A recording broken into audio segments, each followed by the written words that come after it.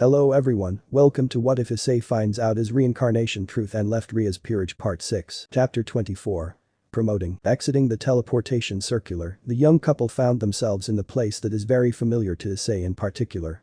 It was the castle that Issei stopped Riser and started his quest for freedom, and the place that led him to his beautiful girlfriend that was beside him now. If Issei was completely honest to himself, he felt a bit of fear about what would happen when he meets some members of the Phoenix clan. Riser in particular, and their peerage members. He could only hope that they won't hold too many grudges towards him for what he did. Seeing his love a bit frightened, Lucy took his hand and softly put some pressure on it to let him know that she was here by his side and that everything will go alright. She knew why he was that way, and honestly, she would also feel the same way if she did what he did. But for now, she was here to support him in any way and shape, even if it means she would have to go through hell to ensure it. With a deep breath, Issei steadied himself, and with a smile and a light kiss on his lover's lips, he started heading towards the castle's gate, where some guards and candidates were waiting for time to enter it. As Lucy and he made their way towards them, some of the candidates saw them and started to whisper to themselves about them, which made Issei even more nervous, as he thought they were going to make some harsh remarks and maybe attack him, but to his surprise, it was very different. That is Red Dragon Emperor, the one that beat Riser Phoenix. One blue-haired devil girl whispered to the girls beside her while having a blush on her face. He is super hot. Another girl whispered as she also had a blush on her face. Why yeah, and look with who he is walking. She is beautiful, he is sure lucky to score her. A male with purple hair said, making the boys nod in agreement. Look at her body. She is like a goddess, another guy said as had hearts in his eyes, making Lucy giggle a bit. I know who she is, Lucy Lucifuge, the princess of lighting and ice, the third strongest ice user in Underworld. One girl said, finally realizing who they were talking about. And as she said Lucy's name, she started to shake in fear as she stepped back a few steps. Whattt, some people yelled, making Lucy giggle a bit more, while Issei looked at her with a question mark on his head. Did I miss something, Lucy? Issei asked, getting her to shake her head. No, you know all that is to know about me, my master, Lucy said seductively, getting Issei to blush, while the people that heard her had their eyes go wide in shock. The girl that was said to cause death and destruction wherever she went was now a servant to the Red Dragon Emperor. It was something that made them start to admire Issei even more. If someone who was a devil for less than a few months managed to calm down and conquer her, then it looked like everything is possible. But the question is why a high-class devil of Lucy's caliber was with low-class like him. But they would ponder on that later. Excuse me, would it be alright to have your autograph? Asked the girl with golden hair as she runs up to Issei and Lucy with pencil and notebook, making them blink. With who? Issei asked, confused as he looked at the girl and had to admit that she was hot with an athletic body and big breasts. But both of you? I heard a lot of stories about Lucy, the princess of ice and lighting, and your battle with Riser Phoenix is now legendary Red Dragon Emperor. The golden-haired girl replied, getting Lucy to nod as she took a pen and a notebook in her hands and put her signature on it. Come on love, you have a fan here. Why not make her happy and sign it? Lucy said, softly hugging him on the shoulder. Sure, why not? Here you go he said as he signed it and gave it to her with a smile that made the golden-haired girl happy. Oh my, I didn't introduce myself, how rude of me. My name is Kisara, low-class devil, the bishop of the Amy household. Nice to meet you, princess and Securiute. Kisara bowed to them, making them do the same. It is pleasure to meet you, Kisara. My name is Issei Haidu, the current Securiute and low class also, and this beauty next to me is Lucy Lucifuge, the high class and heiress of Lucifuge clan. Issei introduced them as Lucy waved her hand to Kisara with a soft smile on her face. Oh, and what he didn't tell you is that he will soon be head of a said clan. Lucy added with a wink, making Issei go wide eyes, while Kisara just giggled at his expression. Well, I would be looking forward to seeing a proclamation of the new head of Lucifuge house. But sadly, I must get ready for the written part. It was a pleasure meeting you. Kisara said with a smile as she bowed and left, leaving the couple alone. Turning towards his lover, Issei could only formulate one question, and that was. What? Giggling a bit, Lucy answered him with a huge smile on her beautiful face. Well, as you said, love, I'm an heiress, and as such the one that I married to is going to become a head. Since my sister is Serzich's wife and my brother is dead, I'm the only left. As such I will not change my surname, but add yours to mine. Hearing her explanation, Issei just nodded after a minute of absorbing the information that she told him. He was a bit surprised when he heard that when he marries Lucy, he will become a head, but he felt that there was a catch to it. That is wow. So when we marry I will become the head of the house. That sounds cool, though I sense a but here. Issei told her, getting Lucy to nod with a smile on her face before it turned into a frown. Yes, my love, you got it right. For us to marry you, we'll need to get to at least high class, and we need to do a ritual to see if you are worthy of my hand. And before you say or do something, that was something my late father decided when it became clear that the war would start and there was a high chance for a lot of us to die. Lucy told him as Issei hugged her tightly, making her widen her eyes a bit. If getting to high class is what is needed to ensure that we will be really forever together, then that is even a bigger reason to advance today and hopefully soon to the upper echelon. Issei told her softly before kissing her on the lips. Ice, Lucy whispered as her eyes started to water a bit from his words. She couldn't describe what she was feeling. She was happy to be with him. But to hear that he would work hard to get to the point where he could get a chance to ask for her hand was something that made her happy beyond belief. I love you, Lucy. And for you, I will work my ass off to get to high class and to have you as my wife. Issei sincerely said to her, making her cry from happiness she felt. I love you to Issei more than anything in the world. Lucy told him with tears running down her cheeks as Issei just wiped them with his thumb while smiling at her, which made her heart skip a bit. Though she quickly regained her self-control and her face started to adore a mischief smile. Oh, and when you promote I will reward you with something, my love. But now you must go if you plan on getting on time for the test. Lucy said in a sultry voice as she bit his ear lightly, making him go red and shiver in pleasure as he felt her hot breath on his neck and ear. Nodding, Issei untangles himself from Lucy and started walking towards the double door that last time he blew them up in order to enter. Finally entering a grand chamber, Issei felt nostalgia hit him as he clearly remembered what happened here not too long ago and his fight with Riser.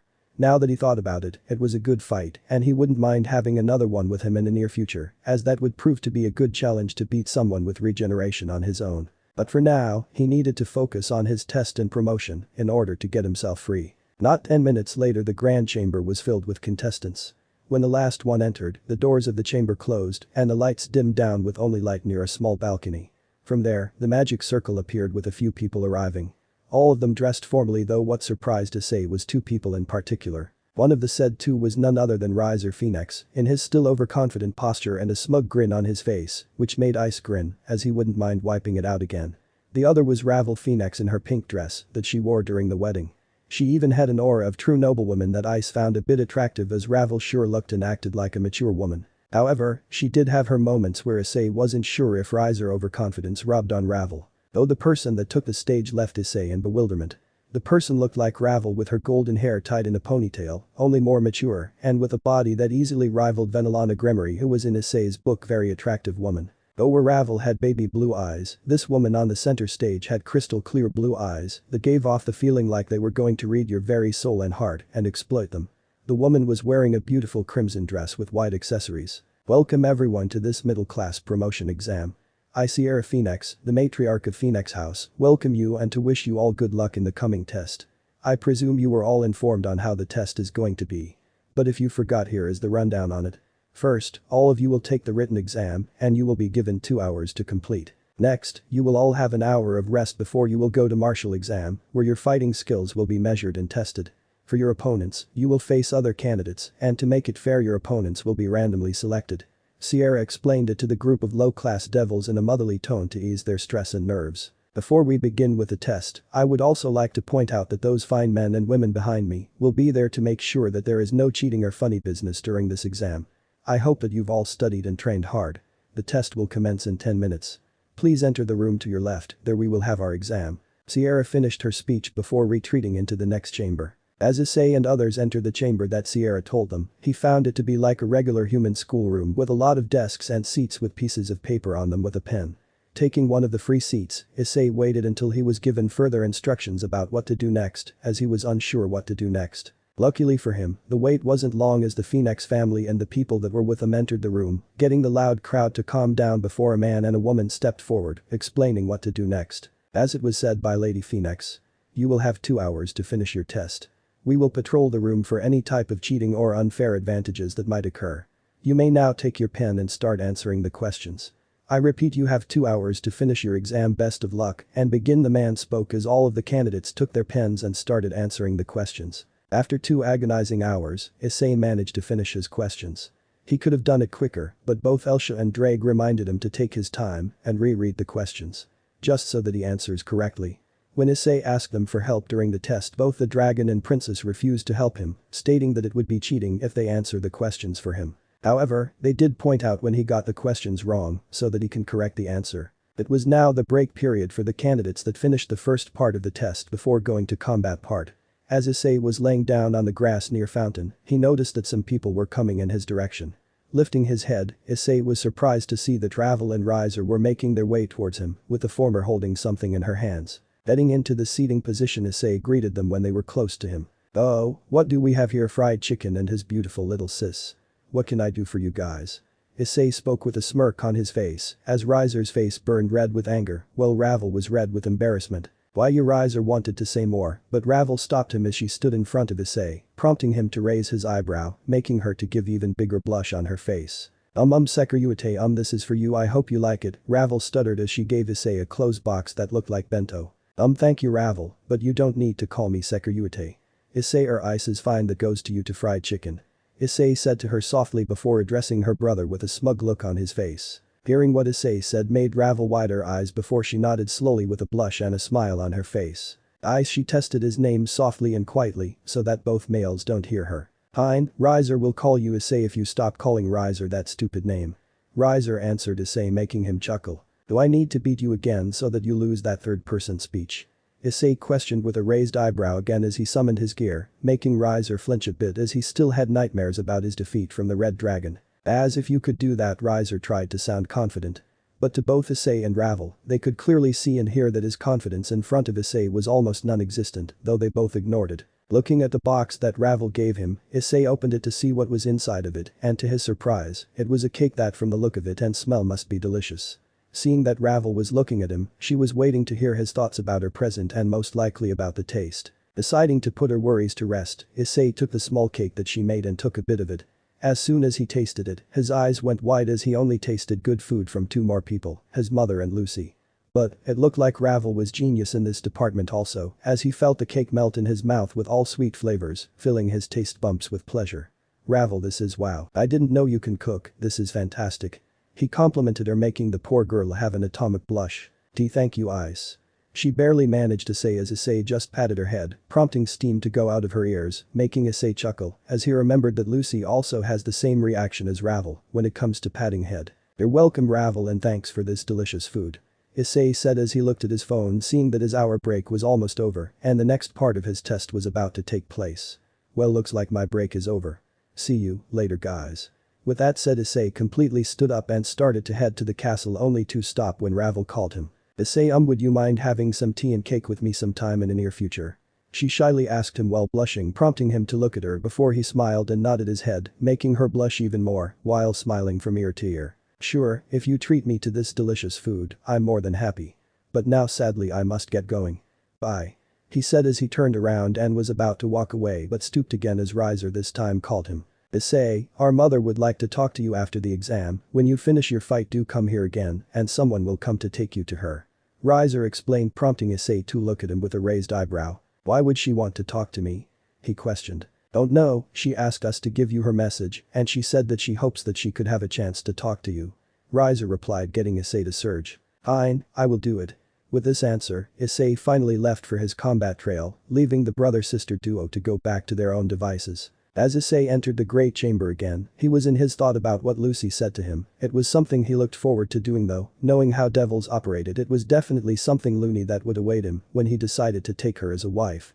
Though before he could ponder about it more, Lady Phoenix, or should he say, Sierra, entered the room again, followed by same men and women that were with her before. "First of all, I would like to congratulate all of you for doing the first exam without even a single unfair or unworthy thing.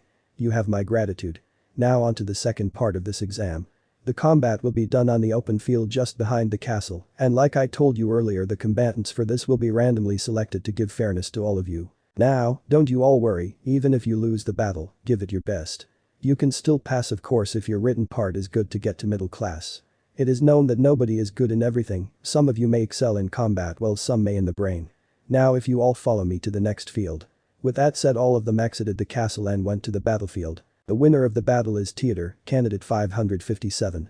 The referee announced as the small green-haired devil bowed to his opponent and to the older devils and withdrew from the field. Next fight is between Issei Haidu of the Grimmery household and Minamoto Samada of the Amy household. Both combatants are pawn pieces, as such you are allowed to promote into the piece you want.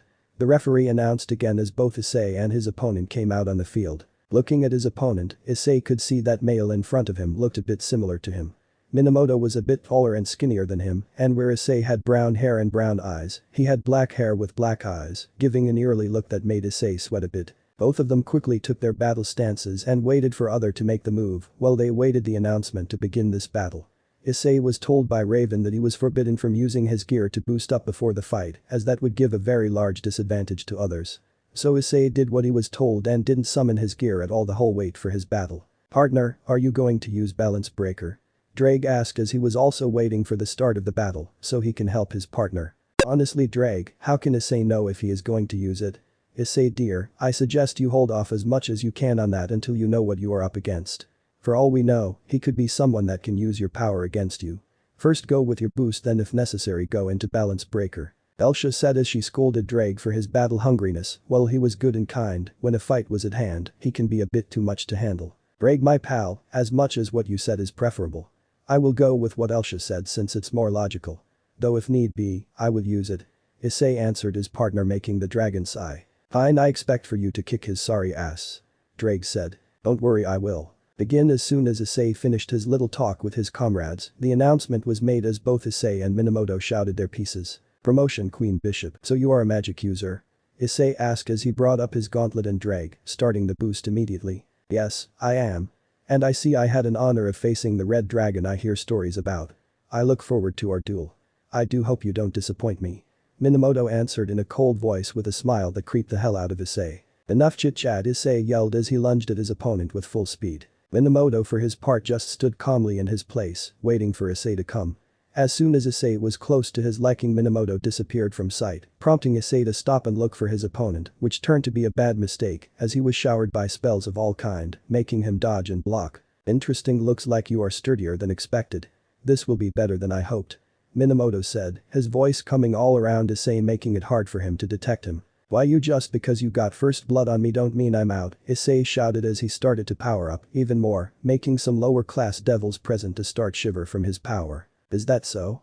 I'm still waiting for your attack, little emperor," Minamoto taunted as he again unleashed a volley of spells at Issei, who this time created a wall of power around him with his aura, making the shots to explode on contact. "Don't count me out just yet. I still have lots to go.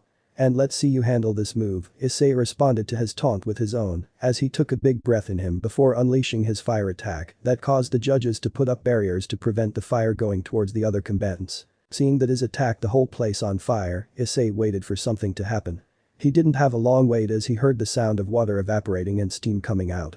Smirking, Issei collected his energy into his signature dragon shot before unleashing it at Minamoto, who barely had a chance to put up his barrier up to protect himself. "I'm not so tough when detected, aren't you?" Issei asked arrogantly as he knew that this was his moment to unleash hell on this man. "That may be, but I still have range superiority and a lot of more of spells to fight back," the black-haired bishop answered as he again created a few circles and fired his magic at Issei, who thought it was a good time to unleash his trump card and win this now. "Not gonna happen this time," Drake, Issei yelled as his booster gear shined brightly with Drake's voice roaring with power. "Welsh Dragon, Balance Breaker. Time to crank up the firepower," Issei roared as his body was engulfed in his aura before it exploded, countering Minamoto's attack like it was nothing. As the aura disappeared, in place where Issei was standing, now stood a red armored plated man with his tail and wings out, giving a terrifying look toward others who never seen it, and to those who did could only shiver in fear as they remembered the power that armor gave to its user. Issei, feeling that something popped out of his back, gave a side look towards it and was in shock as he saw that he now had his dragon wings. "Eyes, I have dragon wings. How? I thought I need to wait a few more months." "That is easy, dear, the more you got stronger the faster your wings grow. In your fight with Kakabiel, you hit that threshold and your wings have grown. Though since after your battle you didn't use your balance breaker you didn't know," Elsha answered him, making Issei nod mentally. With his little conversation over, Issei lifted off into the air and started to generate a huge amount of power into his hands, making younger and older devils scared a bit, while Phoenix family looked in interest. What will the young Sekiryu do next, with only rise or shiver a bit from the power Issei emitted. Twin Dragon Shot, Full Power Destruction. Issei and Drake roared together as Issei fired of his powerful twin prone attack, making Minamoto put up the strongest barriers he could master. As the shots were sent towards Minamoto, Issei used that chance to quickly get behind him, just as his attack hit his opponent's barriers. With his opponent concentrating on the barriers, Issei sent a powerful kick into his gut, making Minamoto lose his concentration on the barrier, weakening them as the shots passed through them, hitting him, and thus ending the battle. The winner of the battle is Issei Haidu, candidate 559. The referee announced as Issei patted his opponent on the back and bowed towards the referee and started making his way towards the garden. Leaving a lot of people to stare at his figure as he was walking away from them. He is strong and interesting. I hope I will meet you again, Sekirute. One girl with white hair thought as she was still looking in Issei's direction with a small smile on her face. It took a few more hours for the exam to finish completely and now Issei was in the chamber with Lady Phoenix and Ravel.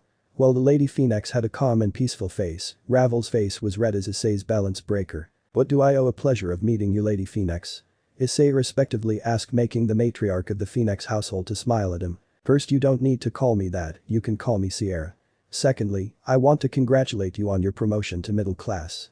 Before you say something, I will let you know that you did very good in your written part and your combat has inspired a lot of the low class. Those who fought after you had went full power. Because of you, we saw a lot of potential and even discovered some hidden powers in others. I thank you for that and your king should receive your promotion sheet tomorrow morning, but I thought it would be nice to tell you this now. Sierra said, making Issei go wide eyes as he couldn't help but smile before loudly shouted in happiness, making Sierra smile at his cheerfulness. Yes, but wait, I thought you guys would hate me for what I did at the wedding party. Issei said after his yell of happiness was over. Oh my, you don't need to worry about that, well we are not happy for the missed marriage, we are not going to blame you wholly on it.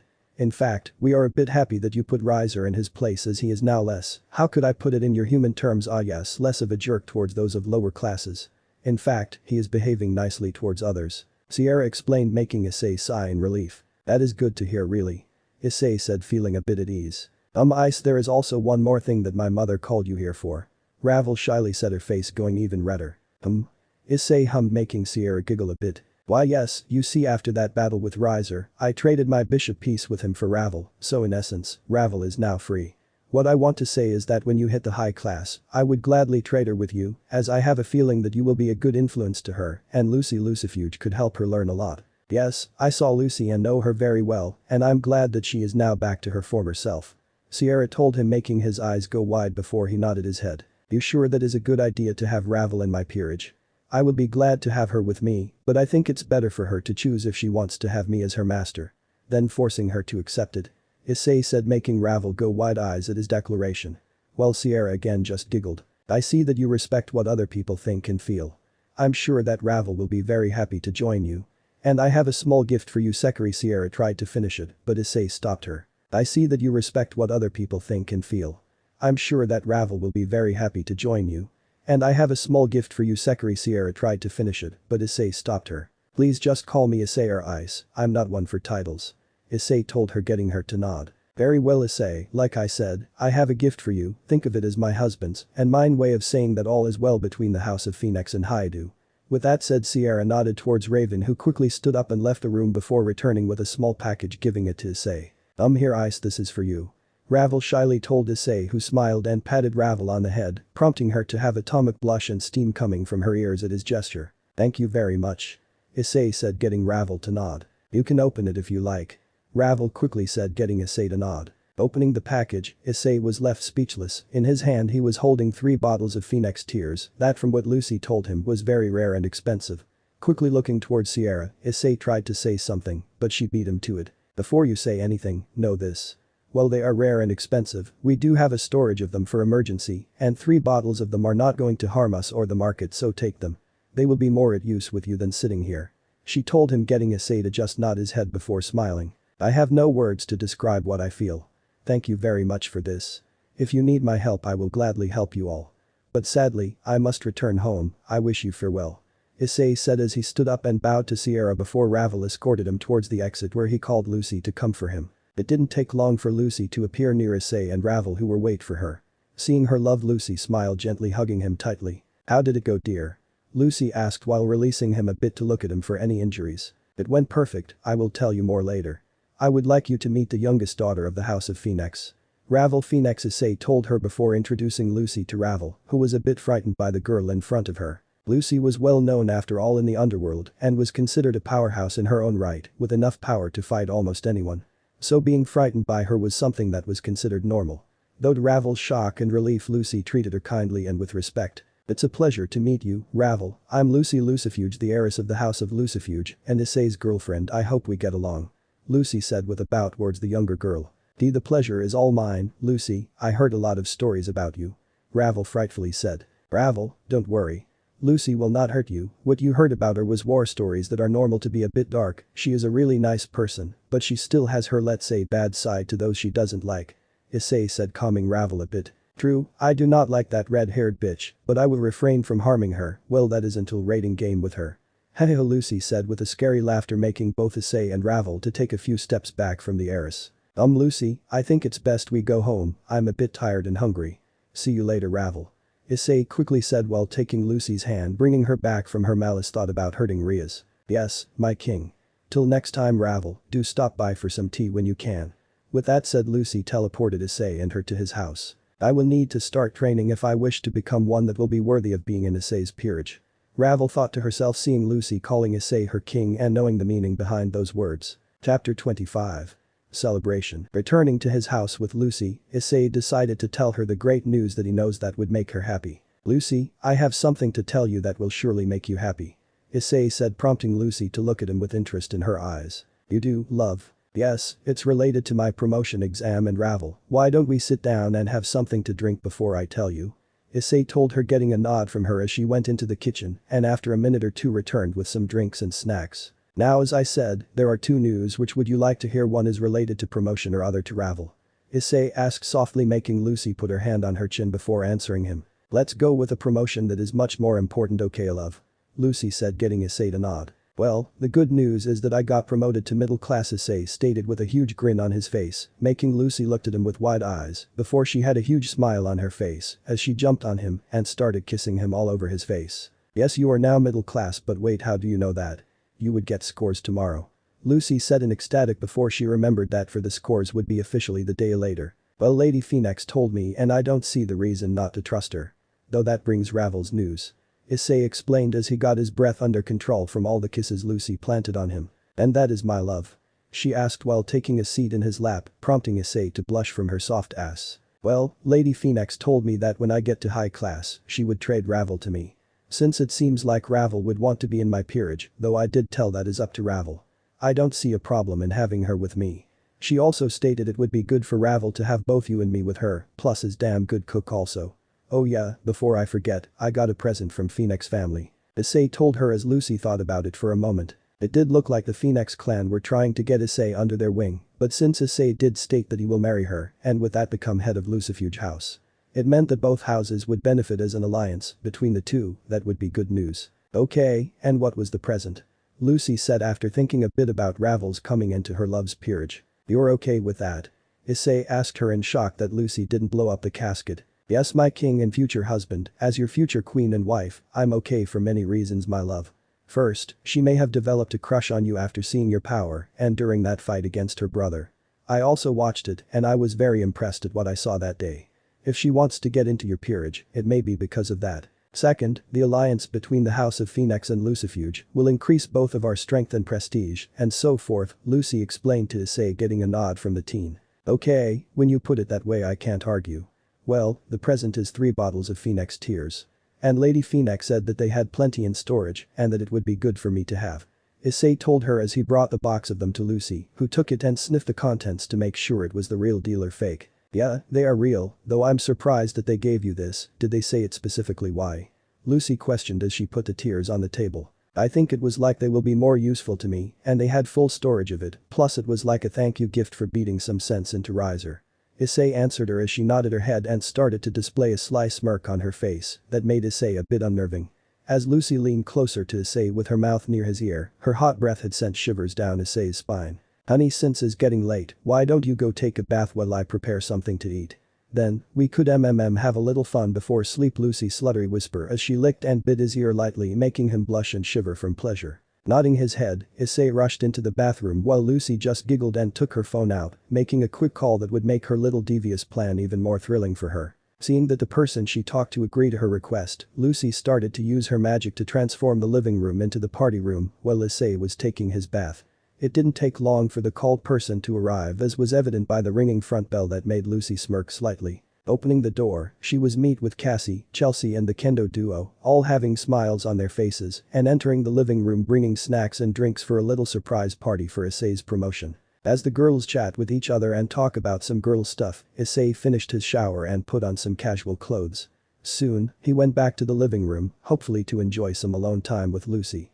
However, when he entered the room, he was in for it as he saw all the girls in the living room with a lot of party stuff. Seeing him enter, Chelsea and Murayama bolted at him before hugging him tightly and kissing his cheeks, making him blush a bit from the affection.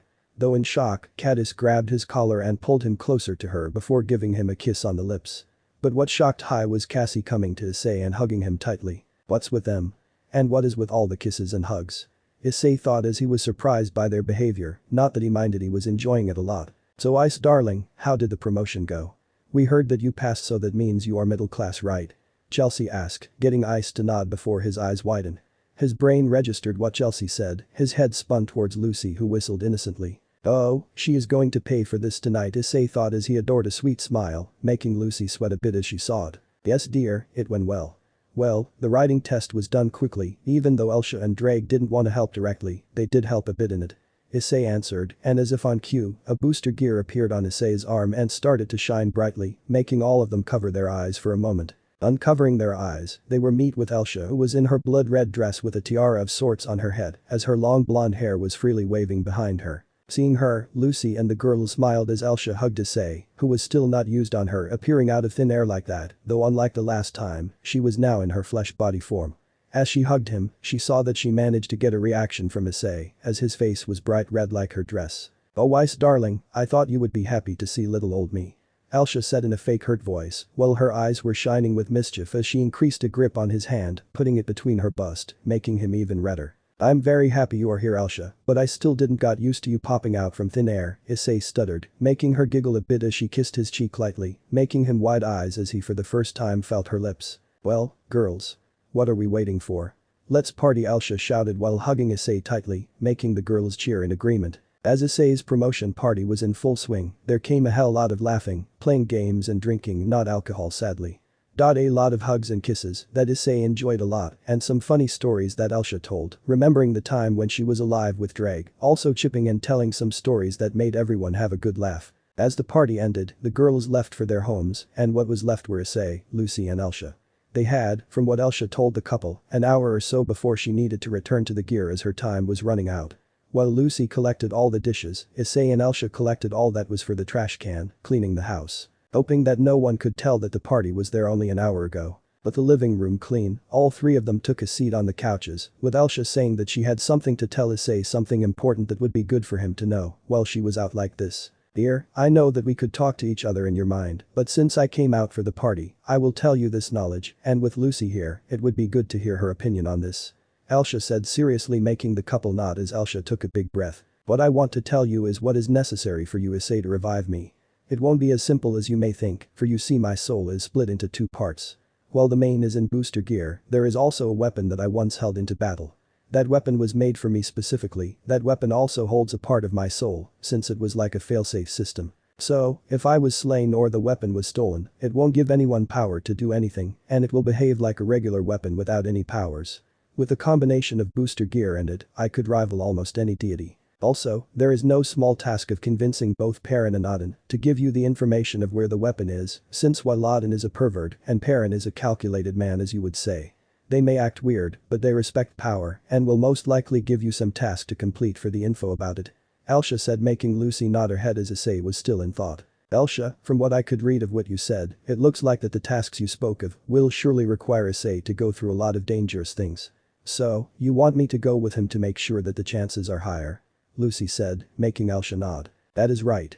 I'm sure that Auden won't make anything too much, but for Perrin, I'm not sure he has some dangerous tasks for those that want something from him. Elsha spoke. It looks like I will need to go through another Kakabiel to revive Elsha. Well, I think it's worth it, she did train me and gave me her holy powers to beat Riser. Issei thought before telling Elsha his decision. Elsha, I will help you, I did promise you that I will bring you back, and I intend to hold my word. Though, one question.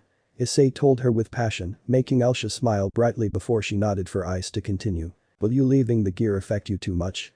Since I don't know how you will go without the gear that you used your whole life. Issei questioned, making Elsha giggle a bit. Oh, Ice, you little boy, you really thought I wouldn't know how to handle myself without the gear. Well, to ease your worries or doubts, I was trained by the best Valkyries and Royal Perrin's guards in magic and combat, so if the situation where I couldn't use my gear arise, I wouldn't be a sitting duck. Elsha answered him sweetly while Lucy just smiled. Wow, so that means you know how to handle every situation, right? Issei said, making her nod her head as her body started to turn slightly to her ghost form. Well, it looks like my time is slowly ending. If you want to start your search, I suggest you go to Norse faction first, before going to the Slavic. That way, you might be able to get Odin or some other gods of the Norse to give you the pointers on what to expect from the Slavs, since they are the warrior race. You would better be careful of what you speak, Ice dear, one wrong word or expression could cost you your life. Even I had to keep quiet when the situation or the mood of the gods were not that good. Well, good luck, and I will help you in any way I can. Elsha said as she glowed for a moment before disappearing, making Issei and Lucy look at each other, before Issei smirked, making her shiver a bit. Now love, let's get to that thing you wanted, Issei whispered into her ear, softly making her shiver from pleasure. Love was all that Lucy spoke before she yelped. Issei lifted her bride's style and started heading towards their bedroom, with the intent to make Lucy pay for that little stunt she pulled with the party. As soon as they entered the room, Issei threw Lucy on the bed. Before she could get up, Issei pinned her to the bed with his body, making her unable to move. Soon, her face began to get redder by the second. Seeing her face getting redder, even to the point that it could resemble his balance breaker, Issei leaned his head towards hers, making it so that his mouth was close to her ear. His breath hit her neck, making her hot from it alone. Now my beautiful future wife and queen, what should I do to you? Should I take you here and now, or should I prolong it a bit more before doing it? Issei spoke seductively while biting her ear lightly and neck, making her near the breaking point. Love, husband, my king and master, take me now please, I beg of you, Lucy answered between moans as Issei continued to lightly bite her ear and neck while adding a few licks here and there to make her on the edge even more. Mo, I will take you my dear, Issei said as he kissed her on the lips hard, making Lucy melt in it as they started to kiss passionately while Issei started to explore her body. As they continued to kiss, Issei's both hands slipped under her clothes while one headed north, other headed south to the untouched regions of her body. As the northern hand reached her breast, Issei found that she wasn't wearing a bra. That made his work easier as he softly and gently grabbed one of her breasts, making her moan into the kiss. Playing with her breast, Issei got to experience her firm, yet soft and elastic skin, with her nipple as hard as a rock that his fingers softly poked and traced over, making her moan even more. But the real pleasure that Lucy felt was when Issei's southern hand reached her lower regions as his hand softly passed over her vagina. She let loose a huge moan, making Issei almost go over the edge as he felt her getting all wet and ready. Deciding to at least give her something, Issei slipped a finger inside of it. And at that moment, Lucy's eyes widened as she felt his finger inside of her. Grabbing his head with both of her hands that were free, Lucy started to aggressively kiss Issei with so much fire and passion that she could muster. After all, she waited this long for a chance to become his in body and soul. She would be damned if she let this chance slip. Interrupted once it was okay, twice it was annoying, but 3 times that is asking for death. And she would deliver it to anyone that interrupt this time. This was their moment and nothing would stop it. As Lucy was holding his head firm, Issei continued to pleasure her lower region while playing with her breasts that he was enjoying a lot, and the teasing he was giving Lucy made it all the sweeter to him. Issei, stop teasing me, I need you in me now, Lucy barely spoke, as Issei's fingers were doing a wonderful job of making her speak between moans as they separated their lips from each other so that they could breathe desperately needed air. What was it that you said, my love? Issei huskily asked her while he was busy pumping her region with his fingers, even quicker, making her moan loudly as her hand slipped to his back and her nails gripped his back tightly. Stop teasing me, damn it, Lucy barely managed to say it as she was near her limit. Her face was all red from the pleasure and horniness that she held in herself. Hearing her, Issei smirked grew as he was enjoying teasing her. He just couldn't wait for what was about to become. If he was honest with himself, he was as horny and ready to buck her senselessly, but he wanted her to say those words before they could really get to it. What did you say, my queen? I didn't quite get that. Issei asked as he leaned again, closing onto her face before he lightly bit her ear, making her flip him over, using her strength and his unpreparedness to her advantage. Oh, you will feel and see it, my king, Lucy seductively told him as she quickly took her top of relieving her perfectly hourglass-shaped upper body. That made Issei only stare at her while she leaned down to let his torso feel hers. With her breast pressing hard against his chest, Issei began to have a huge nosebleed. Smirking at him, Lucy started to move her hips as her extremely hot and wet entrance grit against his rock-hard member. Making her moan while Issei grunt in pleasure, though he was soon about to experience a real heavenly sensation. Lemon. As Lucy decided that the foreplay was enough, she slowly started to kiss Issei all over, from the top of his head down to his stomach near his pants. Seeing that her path was blocked, Lucy just ripped the obstacle apart before her face was hit with a fleshy object, the same one that she was desperately in need of. Though when she saw it, she had a waterfall mouth, as the object of her desire was huge. It was easily 23 centimeters 9 inches long and was very thick, but now was the time to put Issei in his place. Grabbing his hick, she smirked and licked her lips in hunger, started to kiss it, making Issei shiver in delight. Deciding to pleasure him a bit, Lucy started to pump his rod while giving a lick every so often, making Issei grunt in pleasure. Hearing the pleasured grunts, Lucy smirks as she put the tip of his hick into her mouth, massaging his rod with her tongue, before slowly lowering her head. Taking more of him into her mouth has sent waves of pleasure through his system as she sucked him off. "So, my love, you ready to claim me?" Lucy stated with a sultry voice as she released his hick from her mouth but still gave him a few more licks, making him moan a bit before he started to smirk darkly. He flipped her onto her back while he hovered over her, with his hick hanging around her wet-drenched hussy. Deciding to tease her a little bit more, he rubbed his length along her entrance to get it nice and wet. But this was not a good move, cause Lucy started to growl a bit. Stop teasing me already, Lucy told him, as Issei looked into her pleading eyes. "Tell me if it's too much to bear and I will stop immediately." Issei softly and warmly said to Lucy as she felt her heart once again warm up to him. This is another reason why she loved him so much. No matter what they were doing, her safety was always number one in his book, even at the cost to him. But this time she wanted it, and no matter how painful it is, she will endure it. "PP, please my love, do it," Lucy whispered to Issei, who nodded slightly before gently pushing his way into her, getting pain grunts as Issei felt that he came to her barrier. Looking into her eyes, he saw the unwavering love she had for him. With a soft nod, Lucy steadied herself as Issei broke her barrier, making her gasp. She hugged him tightly with her nails deep into his skin, making him grunt softly from the pain. But he didn't let it show. Seeing the painful look and tears on her face, Issei stopped and lets her get her breath back and get used to this. Leaning down, Issei softly kissed Lucy as he gently wiped the tears that were coming out. Lucy knew that her first time would be painful, but she never imagined the pain would be 10 times worse. But, as the feeling of pain slowly faded by, she began to get used to something large inside of her. After a moment of the two staying still, Lucy again softly nodded, allowing Issei to continue as he pulled out before going back in slowly. As Issei fed more of himself into her, an image of a family popped up in her mind for a second before the two were joined at the hip. The reaction he got was her vaginal muscles contracting around his hock as she moaned loudly and threw her head back as he slowly started to pick up the speed. The pain she felt at the beginning was now gone and was replaced with pleasure as Issei made love to Lucy. Issei changed the pace up, throwing the rhythm off, getting a loud moan from Lucy. She brought Issei down and locked lips with him. Mind is going blank, he is so perfect, Lucy thought as she felt Issei break from the lip lock and started to slow down a little. Soon he lifted her right leg over his shoulder, getting a whole new penetration that made Lucy's eyeballs roll up in pure pleasure. "Oh Issei, you are really good at this," Lucy exclaimed. Issei felt her vaginal muscles tightening around his hock as he pulls out, as if it doesn't want him to leave. When he thrust it in again, he hit her G-spot, causing her to widen her eyes and scream in ecstasy as she let out a large orgasm all over Issei's hick in his bed. Issei grabbed her ass, giving it a good squeeze, along with a slap that sent a shiver through Lucy. She even moaned loudly as he lifted her up and started kissing her neck as she wrapped her arms around his neck, pulling him closer. She smiled softly as she rolled her hips against his, clashing against each other. As Issei pulled away from her neck after leaving a hickey, his brown eyes looked into her dark blue eyes as they were staring at him with new life in them. Her lips were now set into a constant motion of moaning that was music to his ears as his hips slapped against hers in a constant motion. Smashing his lips against hers, he easily slid his tongue past her lips and quickly dominated her mouth, silencing her moans that were replaced with small whimpers. This session was beyond amazing to Lucy as she felt him change the pace and making her scream into his lips as he started hammering harder into her. Breaking apart from the kiss again, Issei instantly started to suck on her tits, causing another moan to erupt from her beautiful lips. Lucy screamed as she felt Issei sucking her breast. "Why yes, buck me harder, suck me harder, I'm all yours, this body is all yours," she yelled ecstatically. Lucy quick flipped positions with him, starting to ride him with all her might. Her hips started to go up and down, making him growl from pleasure.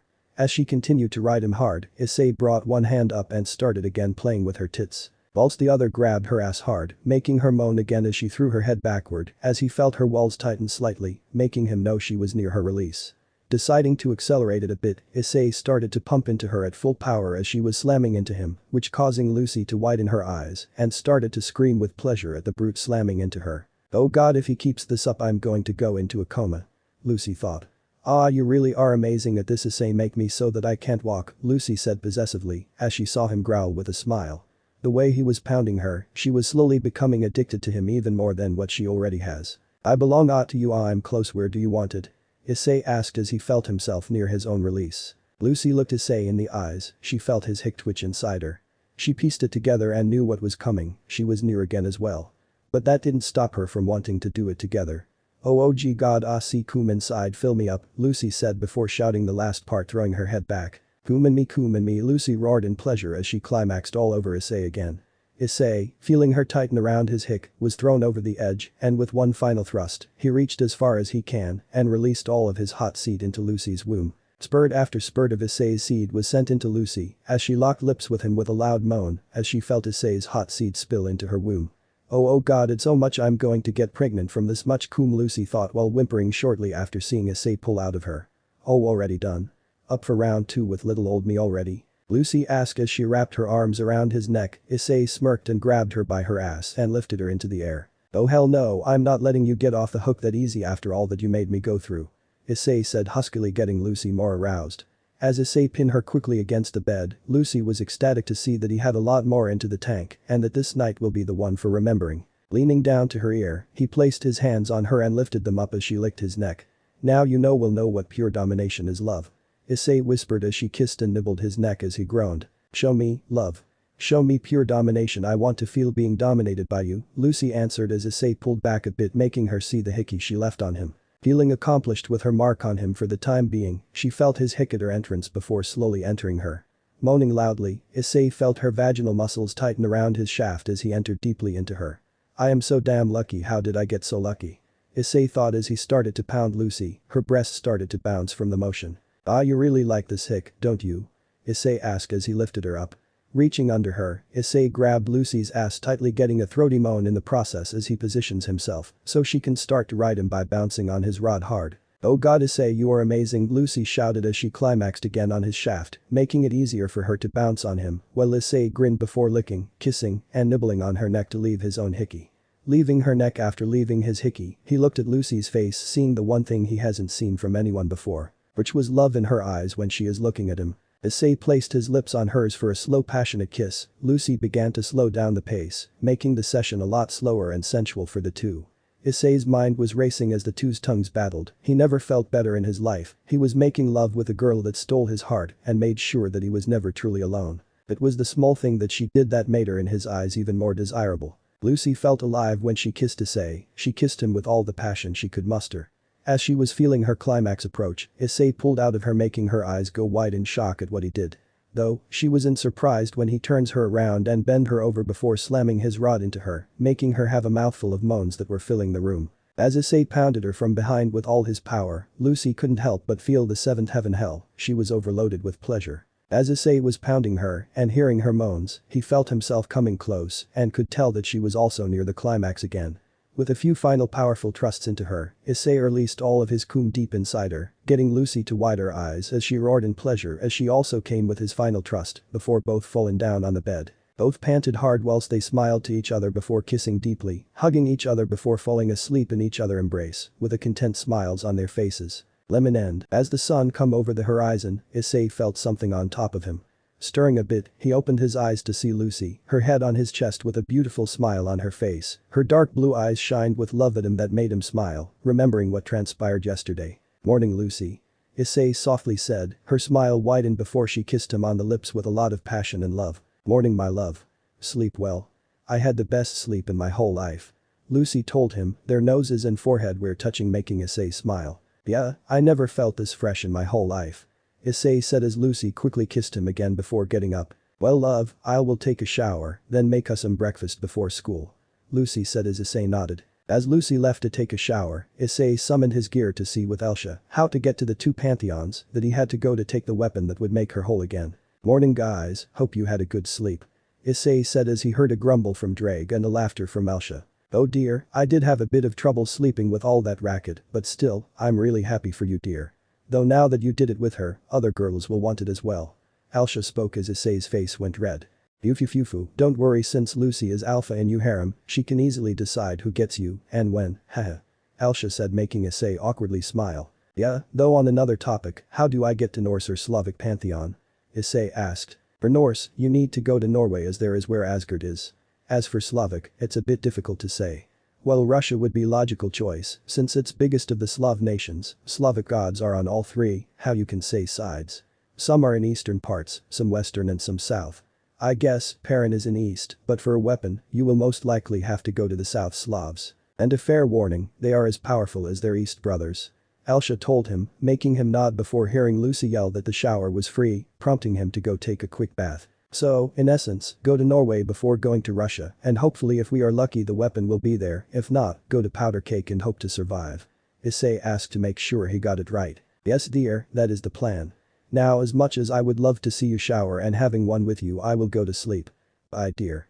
Elsha said in a sly voice, making Issei blush before he took a shower and later ate the delicious food that his future queen and wife made. Chapter 26.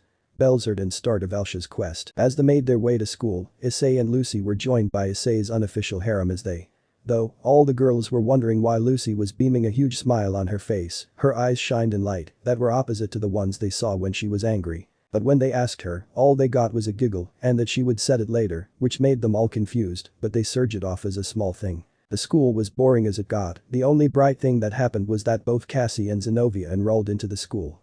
Cassie being in Issei's class and Zenobia in Kiba's, that sent uproar in Former's class, as Cassie politely refused every male attempt to get her out on the date by saying that she will go out with only one person that was in this class. But the class is over, all the people that knew about Supernatural went to Orc as Rias sent them a message that there was something to announce.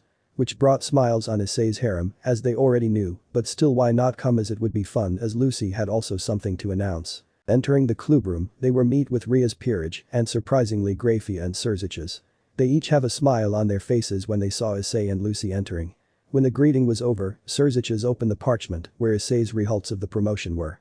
Clearing his thoughts a bit, Surziches read what was the result. Council of high-class devils, heads of remaining pillars and elders are proud to announce. The devil of the house of Gremory. Issei Haidu, the pawn of high-class devil Rias Gremory, is hereby promoted to middle class. The content of the test is knowledge of devil's history and martial combat. Knowledge rating. 75 100s, pass. Martial combat. 90 100s, pass. The result of the promotion of 24.05. Test. Signatures. Surziches Lucifer Ajuka Beelzebub Seraphol Leviathan Falbium Asmodeus. Hearing that, everyone cheered and hugged Issei tightly as they congratulate him for his success. As the cheers died down, Lucy cleared her throat as she wanted to announce something. Sister, brother-in-law, everyone. Both Issei and I have decided to take the ritual when he reaches the high class and that during the time in this world, my full name will be Lucy Haidu, while in the underworld Lucy Lucifuge Haidu. Lucy told them, making both Surziches and Grafia go wide eyes as they quickly looked from Lucy to Issei, seeing him nod and chuckle a bit while everyone was confused. What Surziches and Grafia yelled in union, scaring everyone while Lucy just giggled. Yes, he said it himself, ask him if you don't trust me. Lucy mentioned to them as they looked at Issei, who was having a hard time not laughing. Yeah, what she said it's true. Issei answered, prompting Grafia to hug them both tightly out of happiness, while Surziches just had a huge smile. What are they talking about, brother? Rias asked, dreading the answer. But she wanted to know if she still had a chance to steal her ice back, even if it's something outrageous. Oh that. Well, long story short, when Ice get to high class with getting his pieces, he will also have a chance to take Lucy's hand in marriage. Of course, they will then get engaged, but you get the picture.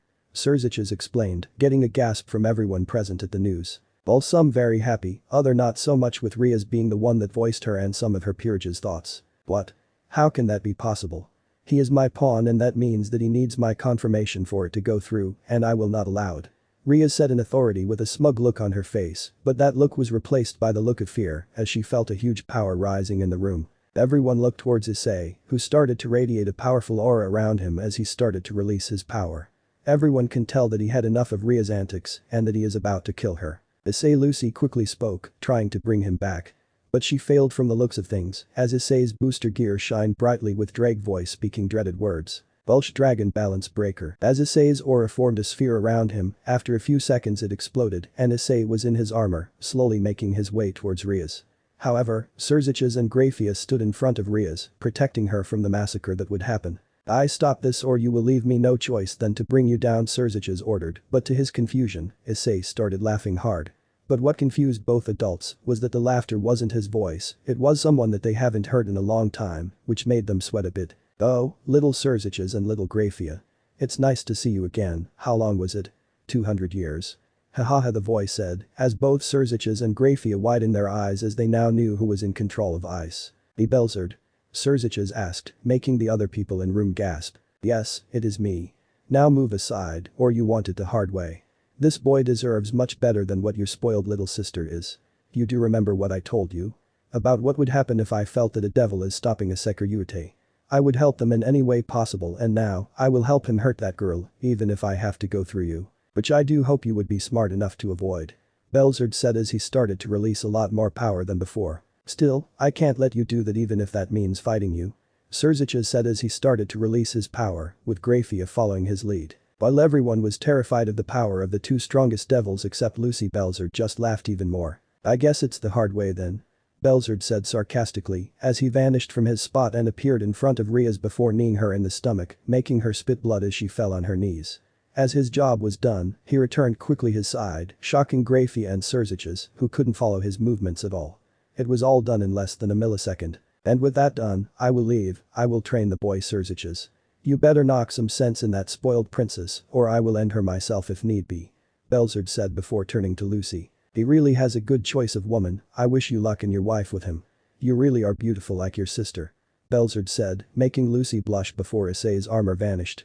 Issei wobbled a bit before falling to head first, making Lucy's eyes widen as she quickly lifted his head while calling him. But it was of no avail for a few moments before Issei started to shake a bit, letting her know that he was alright. "How can he be that fast?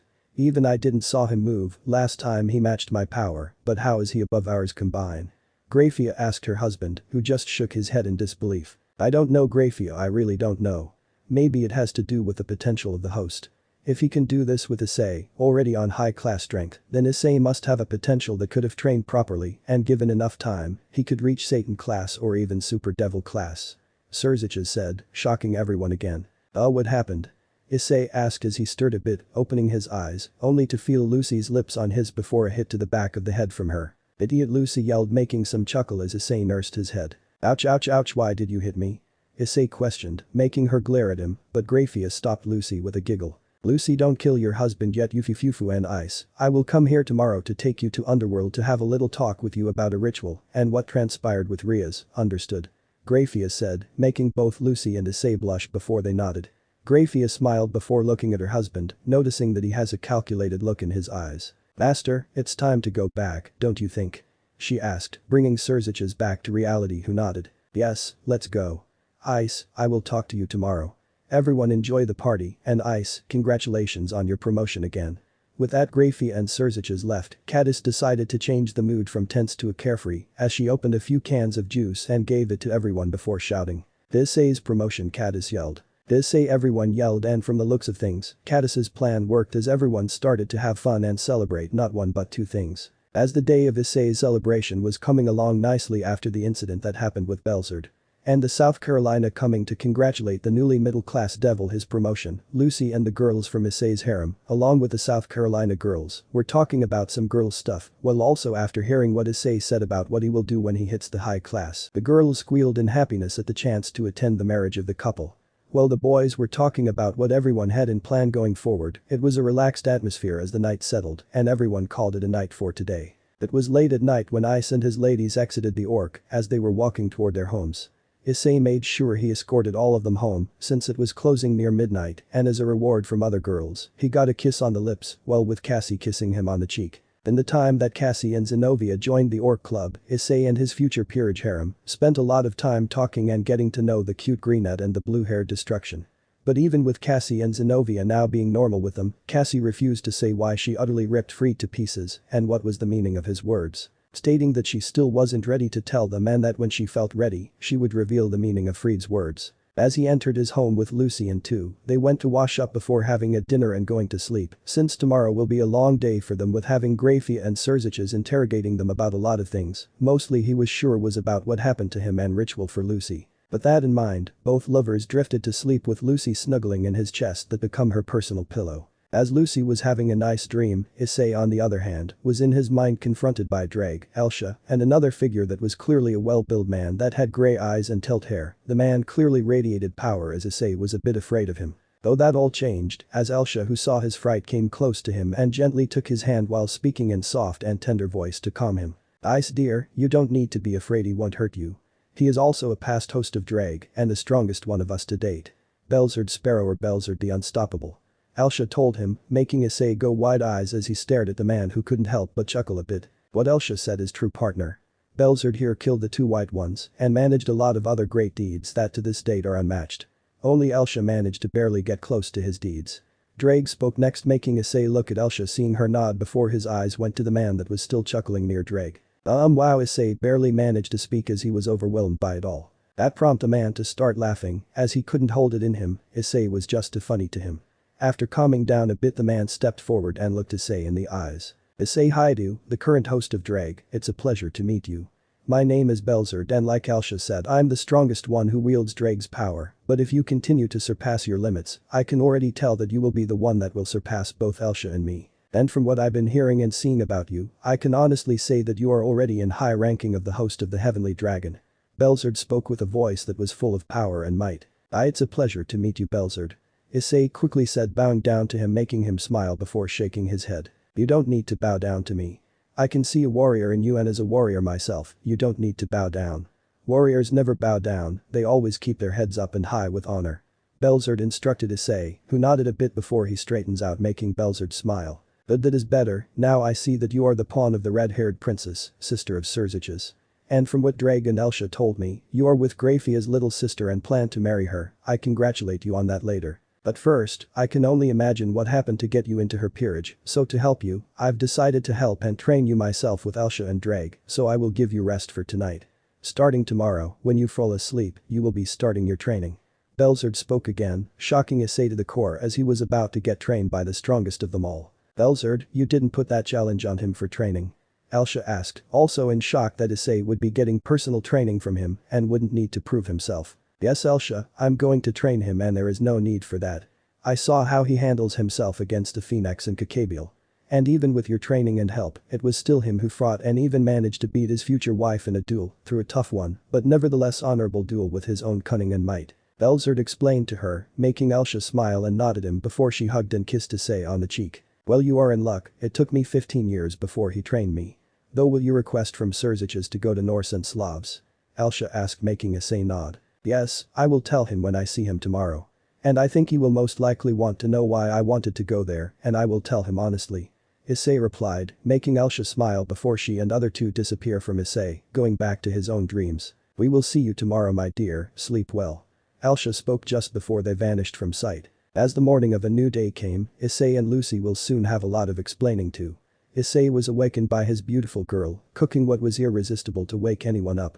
Making his way downstairs, he was met with what he expected, Lucy in the kitchen making some food for them both while humming to herself softly. Smiling, Issei slowly made his way towards her, hugging her around the waist, making her yelp a bit from fright that he caused, while he just chuckled and kissed her cheek softly. Morning, love, slept well? Lucy asked as she blushed a bit as Issei put his head on her shoulder gently with his breath intently hitting her neck. I had a good sleep, though I did have a conversation with Drag, Elsha, and the strongest host of Drag, Belzerd. But your delicious cooking woke me up, dear. Issei answered her softly, while kissing her neck making her shiver a bit with a smile. Really? Belzerd? Lucy asked as she was watching the eggs frying. You heard of him? Issei asked with a bit of surprise in his voice. Well, we all heard him when you got angry at Rias and was about to slaughter her. He, from the looks of things, took your body for a moment before releasing you, hun. Lucy answered him. Now that you mentioned, I guess that is what Serzich's wants to talk to me about the most, but oh well, we will see him after breakfast. It's Saturday, so no school. Issei spoke, making Lucy nod with a smile. Yes, love, I think we should call Murayama, Caddis, Cassie and Chelsea and start training for a bit after we return home. It would be good for all of us to be prepared if something happens in future. Plus, we do have to go to Europe after all for Elsha's sake. Lucy told him, making Issei think for a bit before he smiled. Sure, I was thinking of starting to increase my training anyway. So, we might as well train together. Issei spoke with a smile while helping Lucy putting the food on the table. Sitting in front of the two very powerful people would strike fear into almost anyone. And Issei, if he was honest with himself, was now very afraid of Graphia more than Serzich's. It was true that Serzich's was stronger, but woman's wrath was something he knew very well not to face if he wanted to live. Drinking the tea, made by said woman, Lucy, Issei, Serzich's and Graphia were sitting in Serzich's personal quarters around the table, with one couple facing the other. "So what do you guys wanted to talk with me?" Issei asked a bit scared. It took a few seconds for Grafia to start this conversation. Those few seconds were like an eternity for Issei as he waited what would be said. Lucy and Serziches just waited to see what Grafia has to say. If they were honest, they were expecting that Grafia take Issei to talk to him alone, but she didn't, so it couldn't be that bad, right? What we want to talk to you about, Issei, is about what Lucy said about the ritual and what happened to you after Rias spoke. But we will talk about the ritual now, we'll talk about Rias later. Grafia spoke elegantly while slowly drank her tea. "Sister, I know that the ritual is big deal, but I have no doubt in my mind that we will do it, and even if we failed, which there is no way in hell, I would still love and cherish Issei with my whole heart and be with him." Lucy told her clearly. "But I don't doubt Lucy at all, what I want is a confirmation on Issei about this, and when did you mention this to him?" Grafia responded to Lucy while looking her seriously, making the said girl sweat a bit. "Well, I did mention it to him when I took him to promotion testing. I told him that there is a ritual involving as to marry and him becoming the head of our clan then." Lucy answered her sister, making Grafia look towards Issei, who just nodded his head. "What Lucy said is true, I was first surprised that there is one and that it would need me to get to achieve a high class to do it. But that also gave me a lot more reason to go up the ladder as fast as I can, as I would be very proud and very happy to have Lucy as my wife." Absorbing his answer, Grafia looked towards Serziches, who nodded his head in acknowledgement before clearing his throat with a cough. "Now that would be something interesting to see. Though what would you do, Issei, when you get to be a head of the clan? That is the more important issue. I have no doubt about Lucy managing things in your name, though do you have anything that will strengthen Lucifuge clan with the rest, or will you use solemnly your own might to do so?" Serziches asked, knowing that the choices that Issei would make in the future could have a huge impact. "Well, first thing is for me is to get to high class in order to get my peerage, and to do that ritual in order to marry the woman I love with all of my heart. Next is that I got Ravel from the Phoenix clan to be my future bishop, and just a note, she alone decided to be in my peerage without Lady Phoenix or my influence. That would hopefully bring closer the two houses. Of course, I will be in alliance with Gremory, that is without a doubt, so you can rest assured Serziches I will help in any way I can. Then, since I made a pact with Elsha about bringing her back to life, I plan of course with your two's permission to go Norse and Slavic factions in order to bring her back. With her, maybe I can also form a treaty with those two factions if things go smoothly." Issei answered honestly, making the adults look at his for the moment before processing all the info given to them. They couldn't help but smile at what he had planned. It didn't take a genius to figure out what Issei planned, and from the sounds of things, it was rather an interesting plan, and one that would no doubt increase the Lucifuge prestige and strength at tenfold. Though that begged the question about Elsha's revival. "Ice, what is this about reviving Elsha? And now that we are talking about past holders of Drag, did you meet Belzard like Elsha or he is still unknown to you?" Serziches asked, hoping to get some good news. "I made a pact with her, that in exchange, giving me enough power to beat Riser. I would have to pay the price for it, and that price is bringing her back to life. She told Lucy and me where to start the search, and from what she said, it's best to head to the Norse, as Slavs are a bit more warlike and will not listen. So that begs the question, would it be alright for Lucy and me to head to Asgard and talk to them about Elsha? As for Belzard, I meet him in the gear, and he agreed to train me as I have proved myself to him by my deeds." Issei told him, while Grafia and Lucy looked at Serziches waiting for him to answer. What Issei said rang some bells in Serziches. He was already been informed about the meeting of all three factions for peace talks, along with a possible alliance. That meeting would happen in next month or two by Azazel, who told him that Archangel Michael has already agreed to come. Soon all sides would finally decide to put aside their petty differences, and, if what Issei told him was true and he was planning on bringing back Elsha, that would mean that he will have to talk to gods of both factions. This will be the perfect opportunity for them to attend this meeting and if possible, to all of them form an alliance with each other. It would be a win-win for both sides, and Serziches knew that every powerful member Issei could recruit will help both causes. "I see, well I have no problem with that. Though I have a request for you, Issei, since I will allow you to go to Europe and talk to Norse and Slavs, I would like for you to tell them that soon there would be a meeting between three factions for peace talks and possibly alliance, and that I would very much appreciate if they could also come for this." Serziches answered, making Issei smile and nod his head, while Lucy hugged her future husband tightly. "Sure, I will tell them, but what's the reason for this meeting?" Issei spoke, making Serziches chuckle a bit, while Grafia explained it. "The cause is what Kakabiel did and what he told. And you, Issei, being the one that gave your full support for the Exorcist's efforts to stop the warmonger, showed to all three leaders that there is still a chance to change this fragile ceasefire and go for peace and alliance." Grafia told him, making him smile even more. "Finally, and it only took you guys what 2,000 years, hahaha. Issei said, making all of them laugh at how much it needed to call the ceasefire obsolete and to move forward. With major conversation whittling down, the four of them changed subject to other lighter conversation while having a bit of fun on all of their accounts. Several days later, Issei decided along Surzich's and Grafia's permission start heading to Europe, but as usual, took a different route as the kendo duo, Chelsea and Cassie, decided to go with him much to his protest, saying that only Lucy and he are allowed to go there. But to his dismay, Surzich's just said it was alright for them also to come as technically they were not devils and were human, so it didn't break an agreement. So now, Issei had to deal with 4 more people that were with Lucy and him as they flew from Japan to Norway. The first thing Issei did when they finally got to Norway was to look for a hotel where they would be staying.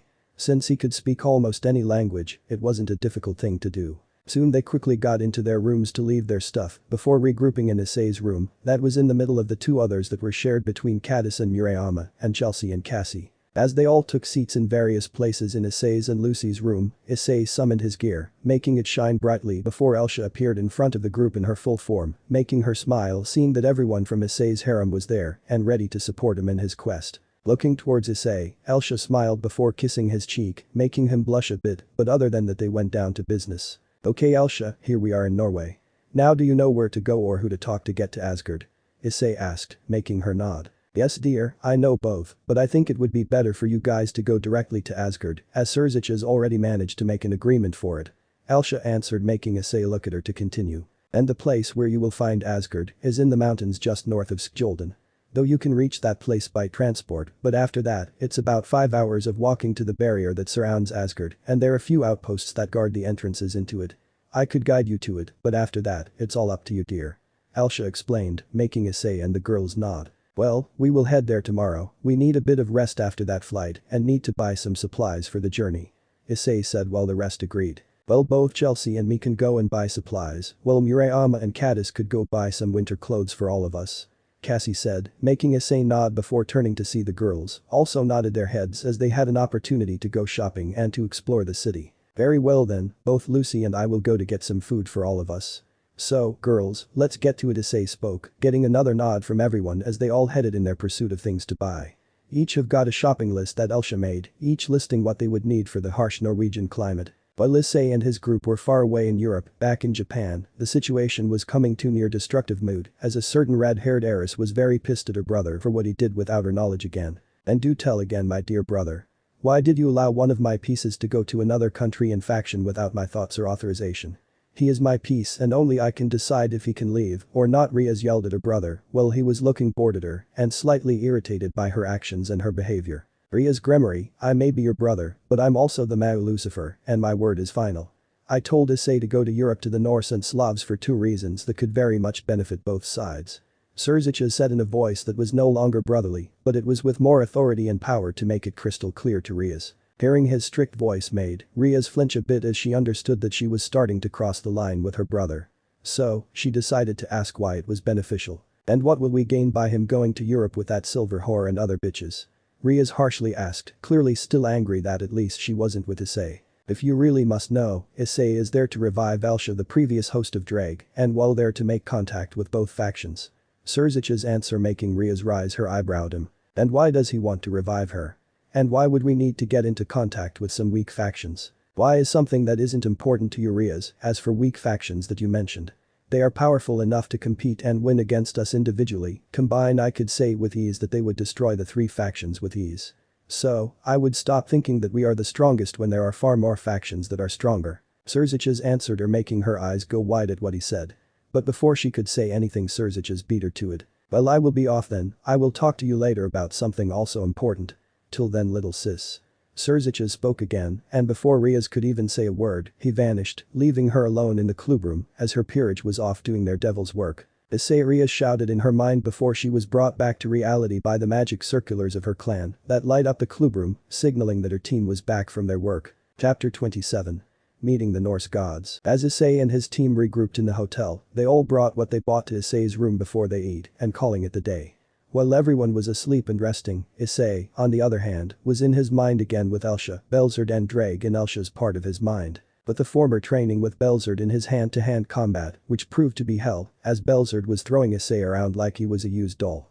After his light-sparing ass whooping, Issei had magic training with Elsha that was more like a shooting practice for her. Issei was also dominated in that regard. It was painfully clear to him, both past hosts of Drake were putting his training regimen into the next gear, while Drake just laid down on the grassy field of Elsha's domain.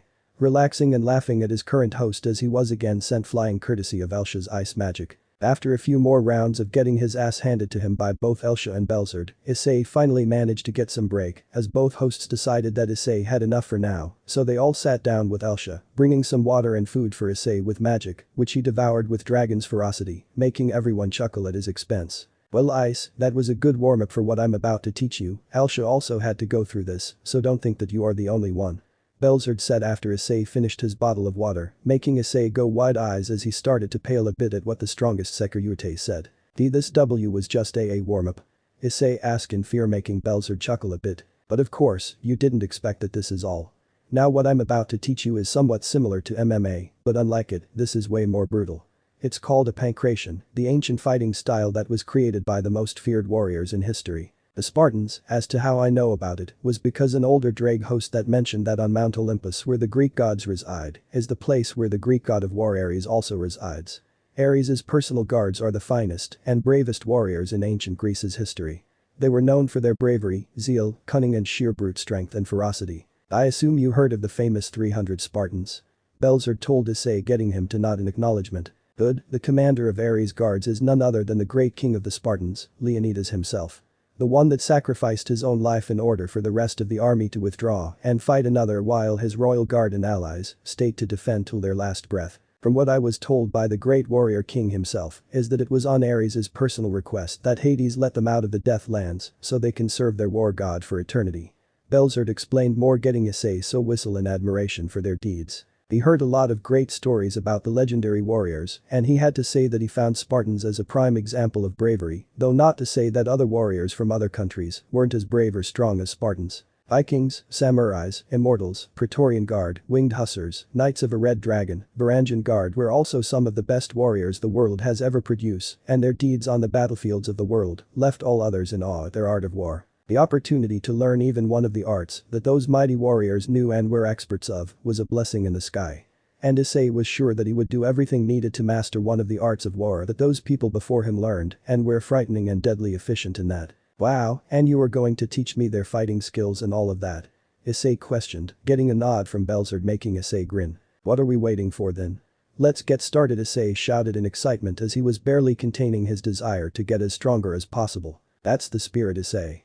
Now, come, let's begin. Belzerd said with a chuckle as both Issei and he stood up.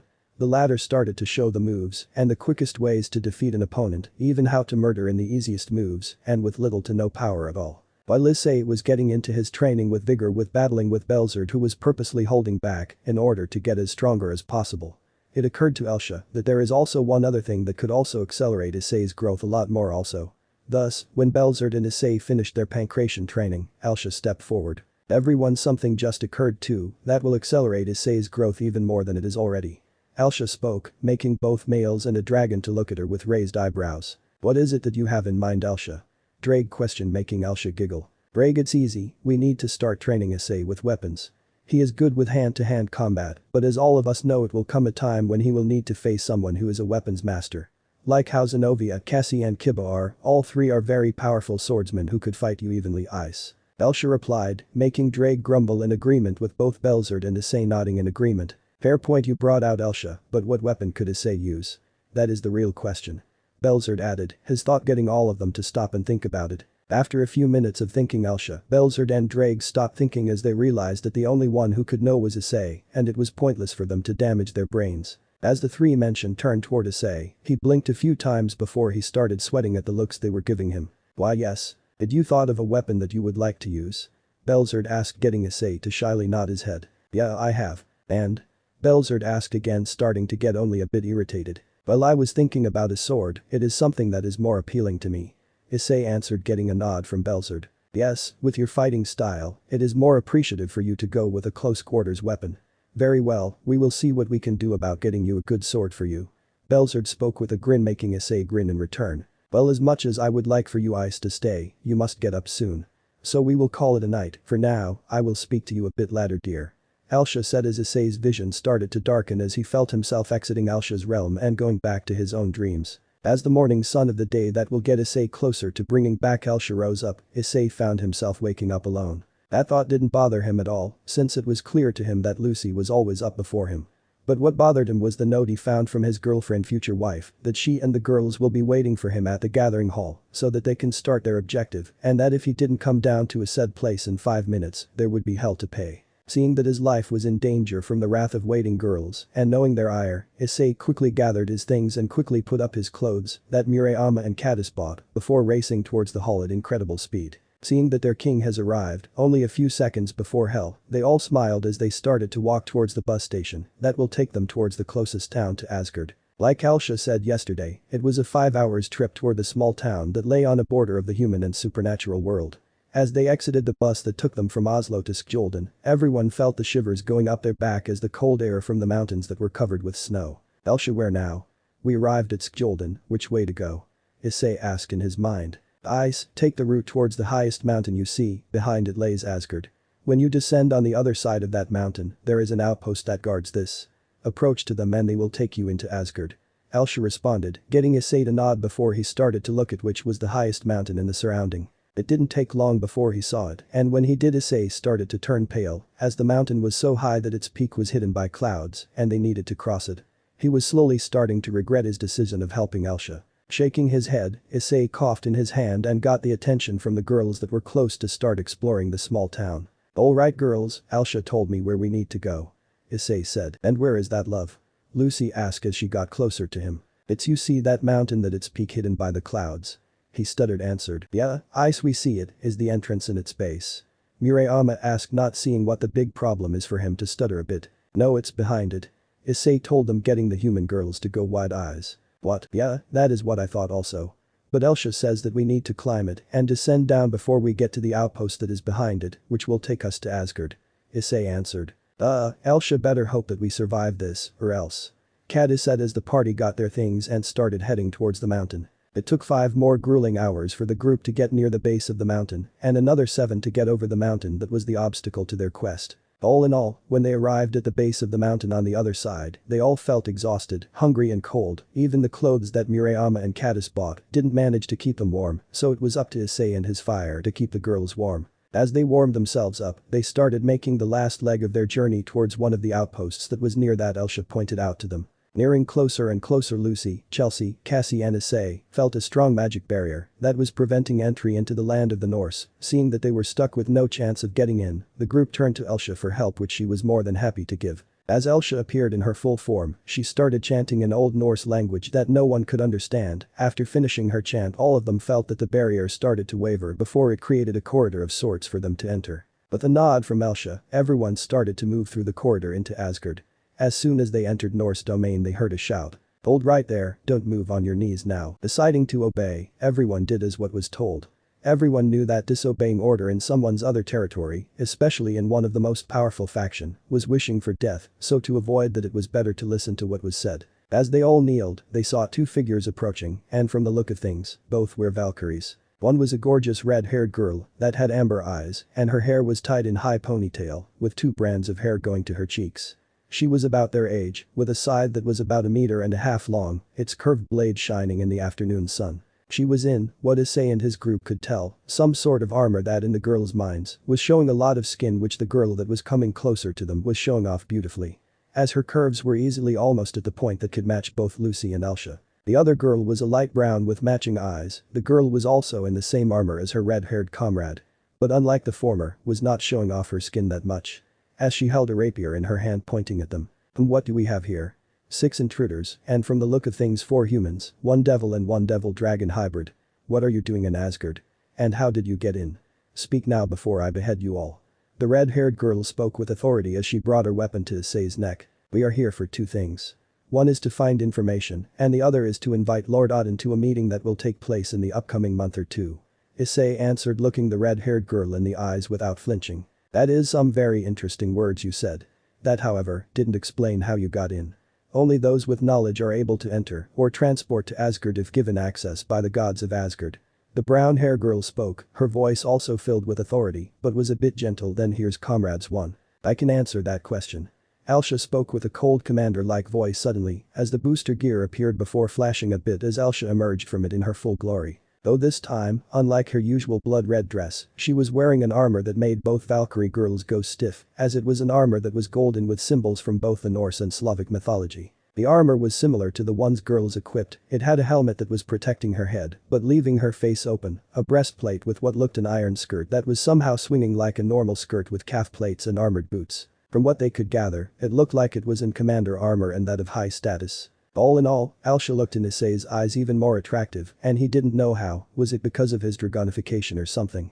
All he knew was that Alsha and that armor radiated power, and a lot of it. Though while Issei was in awe, the girls were a bit frightened by her appearance. They were very much used to see her in a dress and with a gentle voice, but this was a complete 180. Alsha turned from a gentle lovely girl to a hardened seasoned warrior that had the knowledge and power to get what she wanted and how she wanted. And her being a Sekiryuite made it even more deadly, and everyone could only shiver at the thought of what would happen if someone was on a receiving end of her ire. The two Valkyries, seeing Alsha's armor dropped, down on their knees immediately, they were thought that the one that wore that armor was very high in position and was very powerful. General, but how? We were thought that you were dead. The brown-haired girl asked in a frightening tone, still keeping her head down in submission. That is not something that I wish to discuss here, lead away to Lord Odin. Now Alsha answered in the cold voice that showed clear superiority over the two girls, before she turned towards her friends and mentioning to them to get up and follow the girls. This way General. The red-haired girl said as she and her comrades started to walk towards Asgard. As they were walking towards the home of the Norse gods, Alsha decided to give some information and tips on what to do and how to behave, while telling Issei that he doesn't have to worry about her being in a mortal plane, and that Drake will be the one that will supply just enough power for Issei to sustain her being here. It took about an hour or so of walking, from the outpost to the outer walls of the legendary city, where another group of guards was waiting. They were gatekeepers with about 6 of them, 3 males and 3 females, all in battle armor and weapons at the ready. Though the moment they saw the golden armor of Alsha, they all bowed down and opened the gate to let her group and her in. I will leave you guys to imagine how Asgard looks. After they entered the city, they were taken towards a huge hall that had an appearance of a humongous Viking raider longboat, on which deck was a tavern like a house built. Entering the said building, they saw in front of them 2 throne seats with 2 people on them. One was a white-haired man that looked like he was in his 60s with an eye patch over his left eye, while his right one was golden, and a long white as snow bearded that went all the way down to the stomach. The said old man held a golden staff in his hand that was decorated nicely with precious stones and other diamonds. While the man looked old, the woman next to him looked like a beautiful woman in her 30s with jet black hair and purple eyes. She was golden dressed in a golden tiara on her head. She looked like a queen, and in minds of the present people she was. Around the two were a lot of people who, from what Issei and Lucy could feel, were gods of the Norse mythology and of very powerful ones, and in front of them were a few top-tier Valkyries and Asgardian warriors defending their gods. After a few steps forward, Alsha bowed down to the gods, which Issei and the rest followed suit and spoke in her military voice that was still very foreign to others. I, Alsha Markovic, present myself to the gods of the Norse mythology, the supreme commander of the Imperial Russian armies, commander of Lord Perrin's the god of thunder, and Sky's royal guards of the Slavic lands, and commander of the personal bodyguard unit of Valkyries of Lord Odin, the mighty all-father of northern lands. I, your humble servant, ask for an audience with you, my might lord, if you wish to hear my humble request and the request of my comrades. Alsha, is that really you? How are you back on the mortal lands? All of you can stand up. The woman seated on the throne spoke with a gentle voice as she stood up, prompting the Valkyries and Asgardians to step aside so that their queen can better see their guests. Yes, my lady. I'm somewhat back to the mortal lands as you said, but this is only possible because of a strong host of Drag and Drag's help. Alsha answered in a polite tone as she and the rest stood up. So, one of the people with you is a Sekiryuite, interesting, very interesting. The older man who was still sitting in his throne seat spoke while lightly pulling his beard down. Seeing his questions, Issei stepped forward a bit so he was shoulder to shoulder with Alsha and spoke in a very formal tone that he was taught by Lucifuge sisters and Alsha. That would be me, mighty lord. I'm this generation Sekiryuite, my name is Issei Haidu Lucifuge, and I'm here to request a favor from you and to give you a message from Lord Surzich's Lucifer. Issei told the mighty god that after hearing this slowly stood up. Ah, I see, so you were the one that Surzich's asked for permission to enter our realm. Though he only mentioned 2 devils, not a party of 4 more people to come, and very attractive girls at that. He ouch, the man said, before he got hit by the woman who had a scowl on her face. Odin, the black-haired woman hissed with venom, making the white-haired man known as Odin recoil a bit. Why yes dear. Now as to my question, why are the other 4 here? Odin quickly said, trying to escape his wife fury. I can answer that question, Lord Odin, if that is all right with you.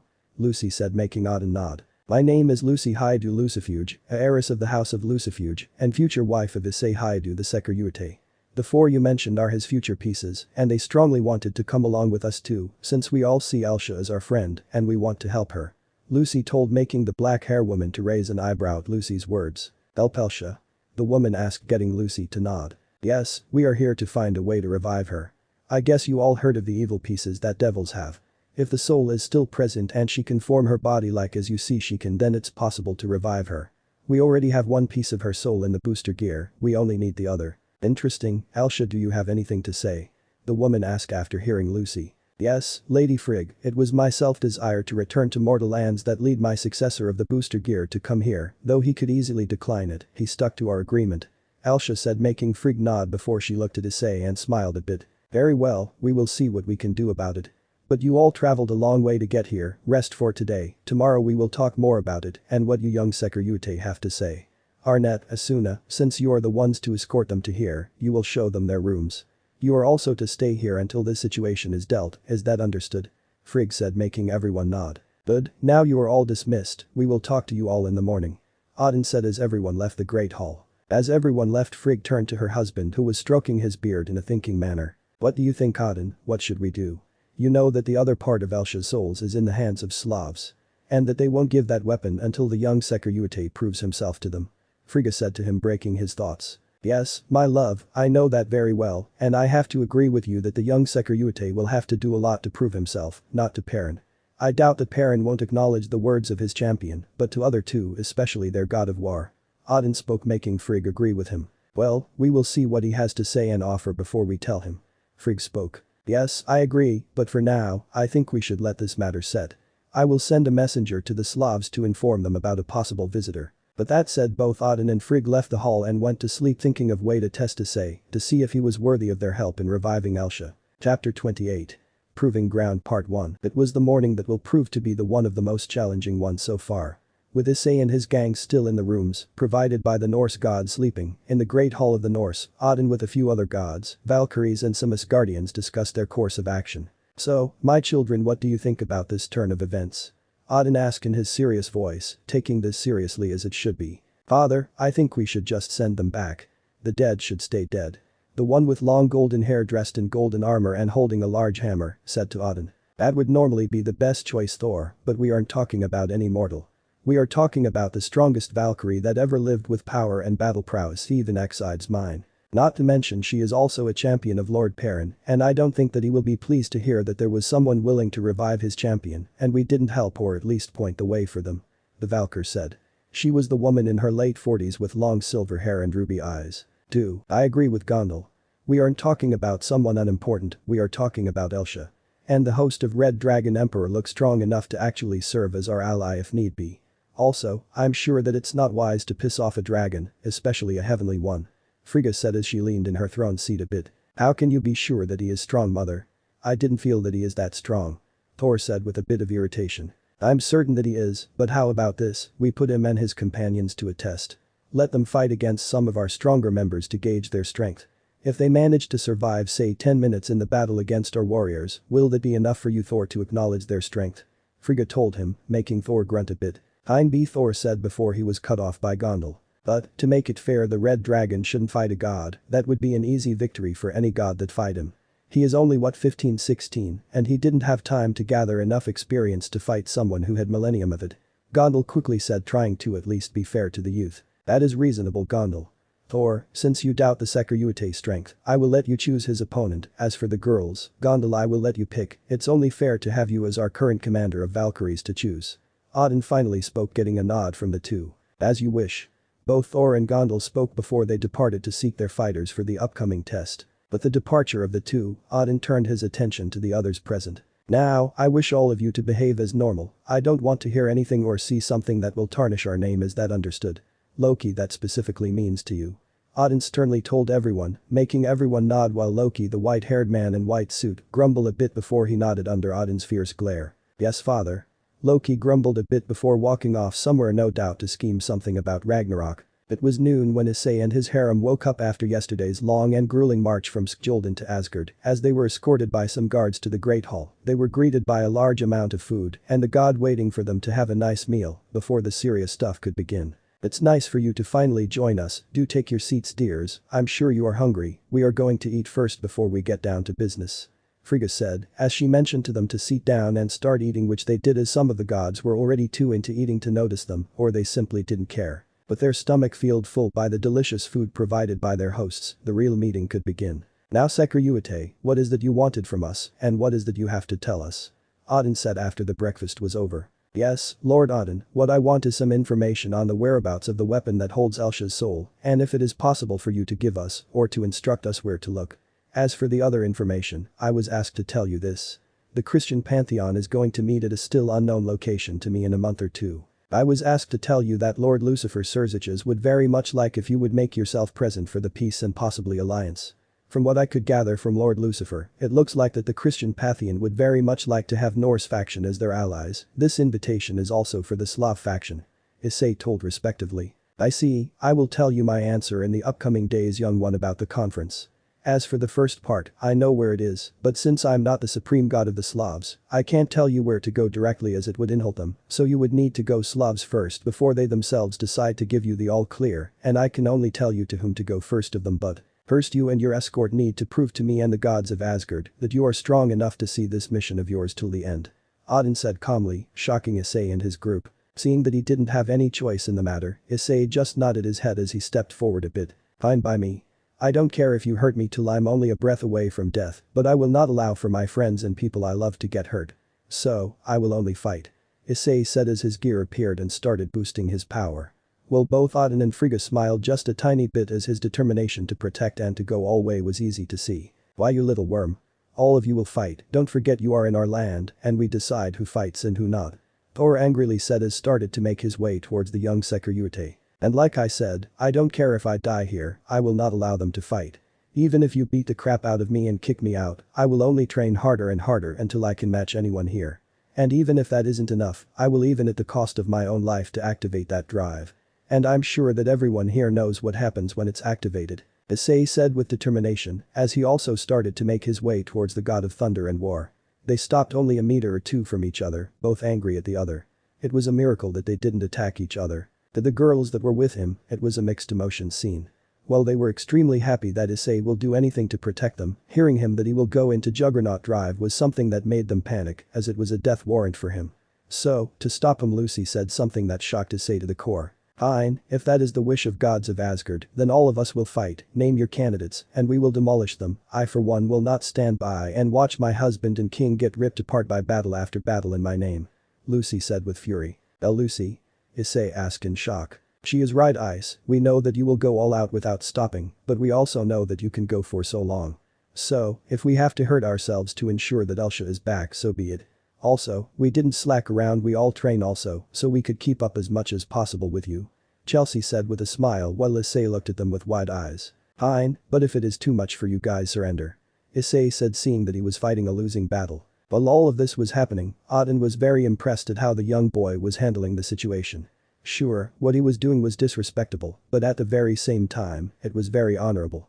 Defending the girls that were very important to him was a good way for him to see his determination, and it was very high, something that was in Odin's book a very big plus. Clearing his through, Odin announced the first matchup of this test of power. Now settle down, all of you. Seeing as the girls decided to go with this test. Sekir'Uate, you can pick anyone to fight from your side except you. For you we have someone special. Now Gondel, did you decided who is going first? Also, there would be no killing in this competition, and your chosen warrior needs to last at least 10 minutes, when the 10 minutes are up, it will mean that they passed. Odin said calmly as he snapped his fingers, transporting everyone to an arena of sorts that looked something like a colosseum. Yes, my lord. Arnett will go first from our side. After that is Asuna, then Ingrid, Theodora and lastly Roswus. Gondel spoke as the girls presented themselves to Issei's group. As soon as they saw the mentioned girls, they could easily tell that they were very strong and beautiful, and Lucy and the girls in Issei's group were a bit surprised that Issei didn't blush or anything similar to saying something impropriety. They could only guess that Issei was so much angry that even the busty Arnett and Roswus didn't make him at least nosebleed a bit. Now who will go first from your side? Odin questioned. I will go first. Cassie said as she stepped forward while putting her two swords on her hands. You sure about that, Cassie? Issei asked with a bit of concern as he saw her march forward to face Arnett. Yes, I am. Think of this as my way of saying thank you for still keeping me around, and this is a good opportunity to show you my power and skill, my future king. Cassie said with a wink and a smile, while Issei was lost for words at what she said. Good luck out there, Cassie, Chelsea yelled as Cassie was making her way to the battle area. Thanks. Was all Cassie said before she turned completely serious. Phew, looks like I get to chop someone's pretty body with my little deer. Lady Gondel, is it alright if I go all out? Arnett questioned while her eyes sparkled with a sadistic gleam in them that only intensified when she saw her captain nod her head. Which caused her to laugh in happiness. We will see who is laughing when I'm finished with you. Cassie seriously said, making Arnett stop her laughter as both girls took their stances and stared each other down. Well, it will only be fair to intro the two. From Norse faction, the first to fight is Arnett Macmillan, and from Securute's team is Cassie Lockhart. Gondel announced. Seeing as both fighters were ready, Odin snapped his fingers, giving the go-ahead for the girls to start. Which as soon as they heard the starting sound they both rocketed down at each other with their weapons ready for blood. As soon as they were close enough, they attacked with full force, as the weapons hit each other with tremendous force it created, earth shakes and a gust of wind. Seeing that their first strike wasn't enough to break their opponent's defense, both girls separated from each other for a bit. That was a good attack, tell me, were you an exorcist before coming here as a devil? Arnett asked as she started spinning her scythe in front of her for a bit before lowering her upper body a bit with her weapon being behind her. Yes, I was. That devil saved me in more ways than one after I was excommunicated. So, I owe him a lot, and if it means fighting for him I will gladly do it.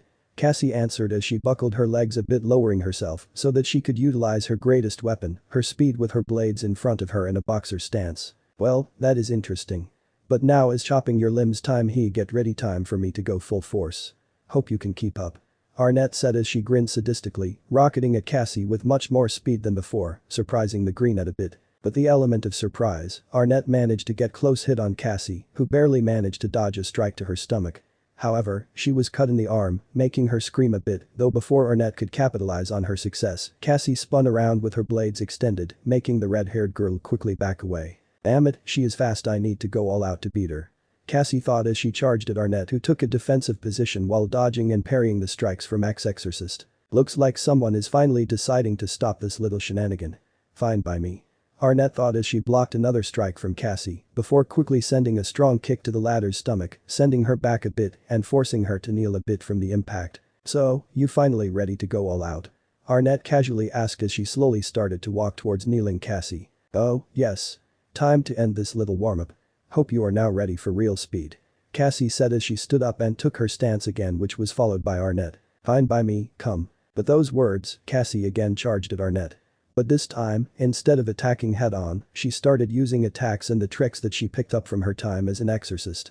As the clash of steel was heard continuously, it was clear to everyone present that it was only a matter of time before one of those two weapons-wielding speedsters would manage to get the hit on the other, and as the attacks went and blow for blow, and dealing as much damage to other as possible was the name of the game. It was a very interesting battle to the gods of the north, and they were pleased with how the mere mortal could hold the candle to one of the elite Valkyries they have. And it intrigued them to see how powerful other members of Red Dragon were. While the North gods were enjoying the battle of speed, the same couldn't be said for Issei, who was barely containing himself to enter his armor and charge at Arnett to stop this fight. Both girls had their battle gears in taters with a lot of scars on their bodies, with blood leaking a bit. But he was stopped by Lucy, who was beside him, and as she took his hand and squeezed it hard to calm him down. Turning his head so that he could look at her, Issei also saw that she wanted nothing more than to power up and charge in, but she was somehow stopping herself from doing it. Deciding to turn around to see others in his party that came here, he saw that Chelsea was looking at the battle with a bit of awe and dread mixed in it as she saw Cassie taking a quick slash across her torso, with her getting a hit on Arnett's left arm. Murayama and Caddis, to Issei's surprise, was surprisingly calm, as if they saw this kind of battle every day. Well, now that he thought about it, they were captains of Kendo Club, so sword battles were where they mostly fought, so it was only natural for those two to be calm about it somewhat. Though they were at awe at the pure speed that the two possessed. As the battle of speed was still underway, they could clearly see that despite Arnett being more powerful in terms of raw power, her opponent was more of a technique type of a fighter with a speed to easily match her. As the timer was coming closer and closer to a 10-min mark, Arnett decided to finish this with a big bang, as it was her style of doing things. Separating from her opponent, the red-haired Valkyrie took a few deep breaths to get her breathing under control. She honestly didn't expect someone to match her speed and to be so much opposite to her, it was actually fun to fight the green-haired girl. But now was time to finish this fight. You're really good. I didn't have this much fun in a while, but sadly all good things must come to an end. Arnett spoke with an exhausted tone as she lifted her right hand and pointed it towards Cassie, who was also exhausted from the intensive battle she had. Same goes for you. And I couldn't agree more, time to finish this. Oh, I will finish this off, I usually don't like doing this, but you are too troublesome.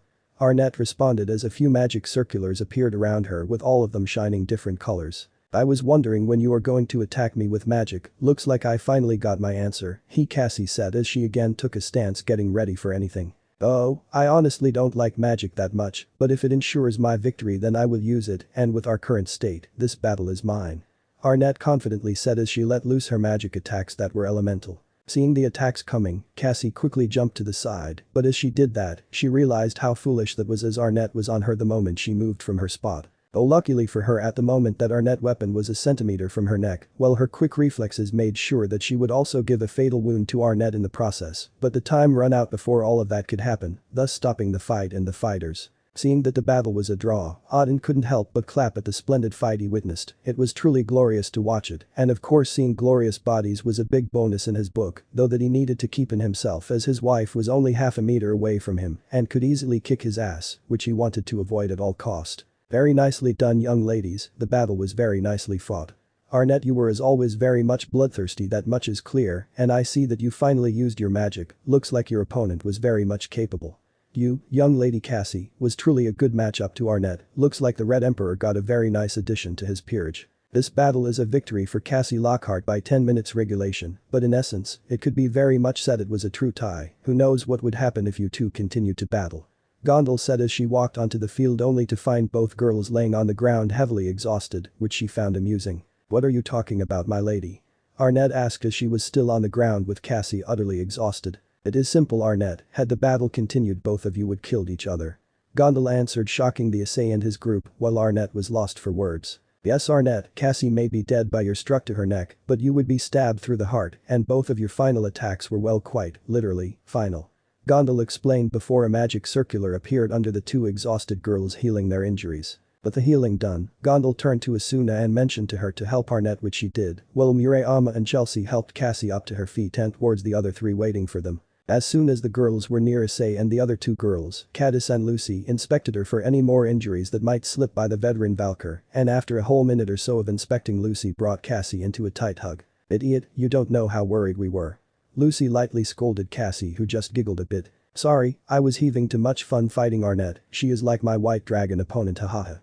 Cassie jokingly said, making Lucy sigh while the other girls giggle a bit. Well, that aside, at least you are alright now, cause, also don't try to go suicidal if you can help it, okay? Also, we will talk about what you said after this is over. Issei said as he hugged Cassie, who blushed deeply from the affection he gave her, but she gladly returned the hug while putting her head softly on his shoulder. I will try, and yes we will, I feel ready to tell you all. Cassie said as she got a nod from everyone. While the first battle was underway, deep in the mountains of Asgard, a lone warrior was making his way towards the city dressed in heavy armor with bearskin over him like robe, while having a huge shield and sword strap on his back. As the man looked towards the mighty city, he couldn't help but have a cold bloodthirsty smile that would send shivers down even the mightiest of God's spines. He was after all called to come to the capital of the Norse to fight a legendary Red Dragon Emperor. That was something that the man couldn't but not answer. It was so long since he fought against someone that hold the power of heavenly dragons, and he could never forget the delight he felt as he fought them. They were much to his liking, strong, independent, brave, but what he loved about them was their brutality, and in some that he fought pure barbarity that only excited him and made him want more. As the man walked forward, he couldn't be happier that he got this call from Thor, and he needed to thank the god of war for this when he see his soon. But the first battle over and a bit of break, it was time for the next matchup to come forward, and like the last time, it was up to Gondal to announce who will come from the Norse, while Issei would do it for his team. For the second battle from the Norse faction, it's Asuna Yuuki. Gondal said as Asuna stepped up to the field with her rapier at the ready. Then I will go, my name is Murayama Yamazaki. Murayama said as she stepped forward. Let's have a fair fight, Murayama Yamazaki. Asuna said sincerely as she took her position. Yes, let's Asuna Yuuki. Murayama said as she lifted her arm a bit, creating a tear in the air as a sword that looked like a katana with a blood red outline and black hand grip come out of it, which she gripped in her hand before taking her stance also. Seeing as the two next fighters were ready, Odin again gave the signal for the battle to start, and with two mighty battle cries, the two girls launched at each other. Chapter 29. Proving Ground Part 2. As the girls took their position, Asuna couldn't help but wonder where her opponent got that sword. That was a very beautiful masterpiece. Before we begin, I would like to ask you a question, if that is all right with you. Asuna spoke, making Murayama nod her head. Where did you got that beautiful blade? I can tell that it is also very powerful. Yeah, well, how I got Phantom Chaos is a bit of a long explanation, as there is a side story to it. Though I will tell you after the fight if that is all good with you. Murayama told, making Asuna pout a bit before she nodded and awaited the signal. Seeing as the combatants were ready, Odin was about to snap his fingers again to start the battle, but before he could do that, Cadis intervened. Lord Odin, if it's all right with you, would you allow me and my opponent to also enter this battle? It would be a much better combat than fighting all battle one-on-one, plus it will show our teamwork also. Cadis respectably said, making Odin scratch his beard a bit before nodded his head in affirmative. Well spoken, child, I will allow this. Gondel, who was going to face this girl? Odin asked, prompting Gondel to respond instantly. Ingrid, my lord, she was chosen as next fighter for our side. My see, well Ingrid, are you up for a challenge? Odin asked his Valkyr, who was like Arnett. A red-hair girl with a supermodel body and large breast, she was also in her Valkyr armor, though unlike Arnett's that showed a lot more skin, Ingrid's was more along the lines of Asuna's, as she also had a body shirt on her that covered her a bit more. Though even with that, Issei could perfectly see her curves that were very impressive. Yes, my lord. Ingrid answered as she took her blades that were similar to Cassie's. Well, Cadis did the same trick to Murayama did and brought her own sword that was a beautiful saber. The saber looked more like a cavalry blade than an infantry one, with a silver hilt decorated with a diamond at the end, while the blade itself was bright orange, with a blood-red stripes going through the middle and the edges of it. As soon as Issei saw Cadis's blade, he felt a chill going down his spine by the side of it, turning to his future wife with a raised eyebrow, which in turn got her to giggle a bit before answering him his unspoken question. For the trick that both pulled was something that Graphia showed them, and it's a really easy thing to do, love. As for the blades, well, Phantom Chaos was a gift that Murayama got from Surzich's knight when we were in the underworld. As for Cadis's blade, it's actually her family heirloom. I don't know how they got their hands on it, but it is a very powerful sword, and the one that has dragon slaying ability, which for you, love, is a very bad thing. Lucy told him, making Issei slowly nod his head and mentally told himself not to piss off Cadis, as that blade could easily chop him to pieces. Oh okay, though what is the name of that blade? He asked, and before Lucy could tell him, Cadis beat her to it. This little beauty is called Starbreaker, and ever since I was little, I wanted to use it, and thanks to Lucy and Graphia's training, I'm finally able to take this bad boy for a spin.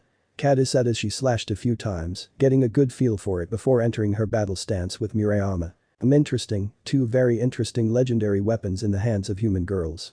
Odin said while stroking his beard calmly, while some gods of Norse were in disbelief that two lowly girls could hold such weapons of mass destruction. Father, we should confiscate those weapons now. If they get into the wrong hands, all hell would break loose.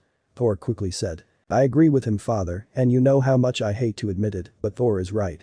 We can't let those two swords be in the hands of weak humans. Another voice spoke that was from a well-built man with like Thor golden hair and bear. Fighter, Thor, as much as it is dangerous to leave those two blades at the hands of humans, it is also their possessions. And even if we did take those two weapons from them, they will return to their masters regardless, so it's pointless, my sons. Odin explained, making both Thor and Vidar growl a bit. But that bit of discussion over, Odin finally snapped his fingers, marking the start of the 2 versus 2 battle. Ingrid and her comrade Asuna began to make their move towards their opponents, and they didn't even dare move, ready to deflect their moves. Swords began to clash each other, which is echoed all around the battle arena. Issei and his harem were watching closely, fearing for the safety of the kendo duo, waiting to make a move if death was inevitable, whilst the Norse gods watched casually, though Vidar and Thor had their arms crossed with disbelief. If these two schoolgirls as so much as use their swords abilities on our two, Thor said, immensely wanting to show off his abilities, but only when it was deemed necessary.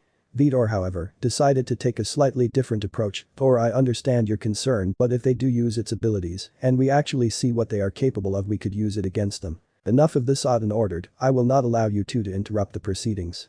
The purpose of these battles is to see if they are worthy of their strength to face the Slavic gods and revive Elsha. This was your idea, right, Thor? Odin explained, though with a slight smirk that immediately infuriated Thor. HMPH, Thor growled and turned away from Odin and resumed watching the fight. Issei even began notice that Thor wasn't particularly happy with the arrangement now, even to the point where Thor might have regretted the idea of putting the visitors to the tests of strength. As the fight slowly progresses, Cadis and Murayama began to up their strength slight and began to parry and counter any attack possible from their Norse opponents. And it seemed to have worked so far, but that was until Asuna noticed a slight flaw that would put the kendo duo in a disadvantage. Asuna nodded her head at the direction of the flawed Ingrid and began their counter with some power, and might that it forced Murayama and Cadis to be pushed back into some distance, causing them to stagger for a quick moment before regaining their strength to continue. Issei was slightly shocked and very much concerned. With such power displayed by Arnett from the earlier match, he's now incredibly worried that the kendo duo might not match up to Asuna and Ingrid's strength and agility. Lucy, worryingly, can't see the shock and worry on Issei's face.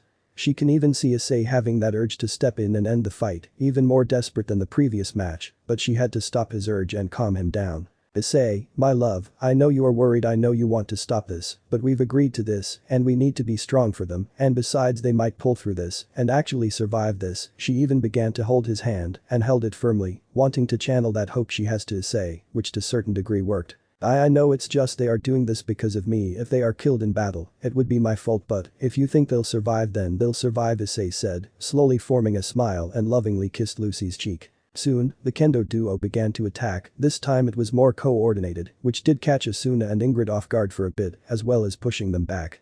But after their advance, they were at a standoff as their swords clashed and each put pressure against each other, wanting to overpower their respective opponents. This however gave Murayama the perfect chance to use one of Sword's abilities.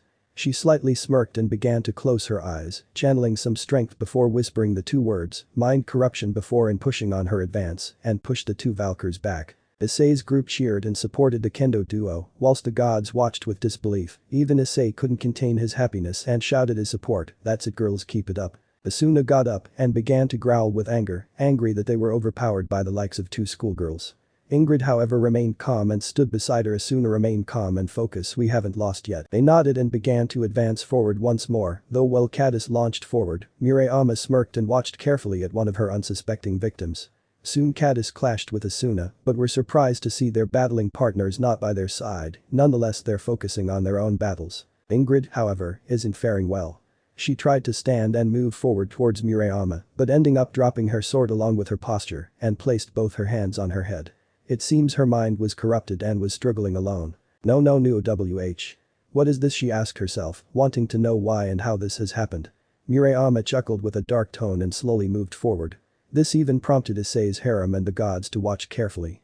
Even Thor began to clench his fist and growled loudly, what has she done to Ingrid? It must be that damned sword of hers, father, end this now. Odin diverted his attention to Thor, though with a stern look in his face. Keep out of this, Ingrid needs to prove herself and fight this curse alone. If you so much as undermine the situation, you will not be hearing the end of it. Thor couldn't contain his anger any longer, even swiftly armed himself and made an attempt to interfere.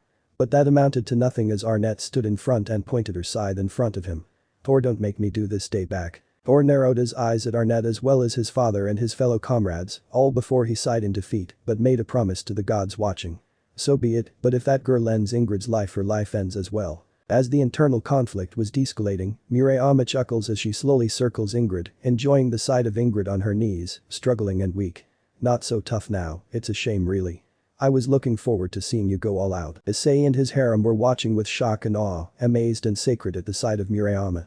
Whispers of worry and concern were circling amongst themselves, wondering how and when did Murayama have her dark side, and did Cadis know about it. Soon, Murayama raised her sword, all her power built up and ready to unleash her strongest attack, but the build-up was brought to an abrupt end as Cadis was sent flying, colliding with Murayama and knocked her to the ground. Asuna took the opportunity to snap Ingrid out of the state, running to her and placed her hands on her cheeks and gave her some encouragement needed. Ingrid, you need to snap out of this, you can't let that schoolgirl defeat you, we need to do this for Odin, we need to do this for ourselves and our pride. Ingrid showed signs of fighting off Murayama's curse, her grunts and growls made sure of it, but small whimpers were heard as well of submission. I am trying hard, but it's Asuna continues to encourage Ingrid the best way she can.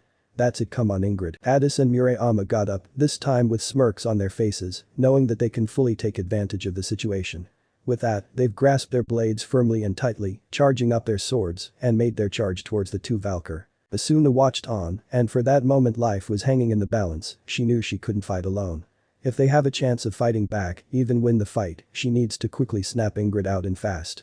Asuna faced Ingrid, placed her hands on her shoulders, and begged her to come back. Ingrid, this could be it, we could die. Snap out of it, they're coming Ingrid. The end was almost certain for the Valkyrs, the kendo duo were close and ready to make their brutal strike. However, Ingrid saw the danger, suddenly snapped out of her degrading state, and swiftly swung her blade and blocked the duo with all her physical strength.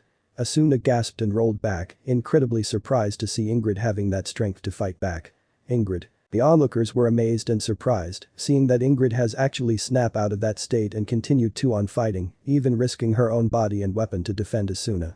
Thor even showed a small grin, pleased to see Ingrid showing more strength she has than Murayama at that moment. Ingrid looked at Asuna and nodded at her, wanting her to fight alongside her again, wanting her to know that they will not cower or back down, and will fight to the bitter end.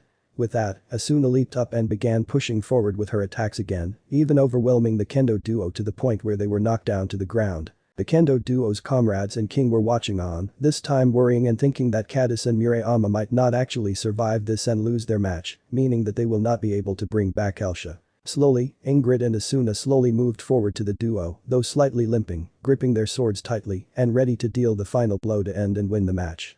Time even began to slow down for Cadis and Murayama, thinking that death would be inevitable, that surrender might be too late for them and for Issei to rescue them. Fortunately, time was at their side as the battle was at its end. Odin's clapping ringing in their ears forced the two Valkyrs to stand down and watch their opponents getting their breath back. Issei and Lucy leaped and ran to the duo and helped them up and retreated them back to their side of the arena. Odin showed a small grin, even stood up and cleared his throat for attention. This is no doubt a fight to remember, and I give credit to the combatants. Ingrid, even though you were on the verge of defeat, you came back and showed your strength to protect Asuna, who helped you recover from your corrupted state. Ingrid showed a small smile and nodded at Odin's direction, proud to be given praise from Odin. Asuna, as soon as you saw your partner at her worst state, you were willing to give yourself to save her and ensure that the battle would go in your favor. Asuna nodded as well. Soon, Odin looked at the kendo duo, but with a rather warm smile. And there goes me thinking you two wouldn't last 10 minutes against Ingrid and Asuna, but you two have made yourselves worthy warriors. You took opportunities to attack and defend and always stood up no matter the situation, even willing to use your weapons abilities to have a greater advantage. The duo nodded weakly, tired and exhausted, but nonetheless proud that they've managed to win the fight by time regulation. Even though you two would have lost if it weren't for time, I am, however, declare this victory to the Securitate team. With that, Issei and the others cheered with jubilance, proud that they've won the match, but by the skin of their teeth. But the fight was not completely over as the next combatants were soon announced. Will the next combatants for the Securitate's team step forward? Gondel said as Theodora stepped forward eagerly awaiting her opponent. Seeing as it was her turn, Chelsea took a deep breath as she started to walk forward, while the girls had a fearful look in their eyes. Seeing this, and knowing Chelsea's strength and weakness, Issei took Chelsea's hand, stopping her in her tracks. As Chelsea turned towards Issei, she saw that he was barely holding his rage and fury at check, deciding that it would be smarter to be quiet than to provoke him even further. Chelsea allowed him go past her, while she stood in place waiting to hear what he had to say or do. Lord Odin, Issei said loudly, getting the All-Father to look at him while stroking his chin. Yes, young Securitate. If I can say something? Issei asked, which prompted a nod in response, giving him the go-ahead. Chelsea isn't a fighter in a typical manner, she is more a spy assassin type, so this fight that she and your chosen warrior will fight would be over very quickly in her defeat. And I think we already have shown our power to you and the other gods of the Norse. Issei said bluntly, making some Valkyries look at him with raised eyebrows, while Kendo Duo and Cassie had wide eyes at what Issei said, not believing in Chelsea's fighting skills. Though while they wanted to protest, they were stopped by a sharp look from Lucy that told them to keep quiet. Is that so? Odin said calmly while stroking his beard. Though while Odin was calm, Thor was fuming at Issei's way of speaking and 2 victories that his team made against some of the best that they had. She will fig, Thor started to say before he was interrupted by Arnett's scythe to his neck again. Thor. I thought I told you to not interfere in this, or do I have to cut you up for you to see it? Arnett asked in a threatening tone that was clear to the Norse god of war that he was stepping his boundary a bit too much.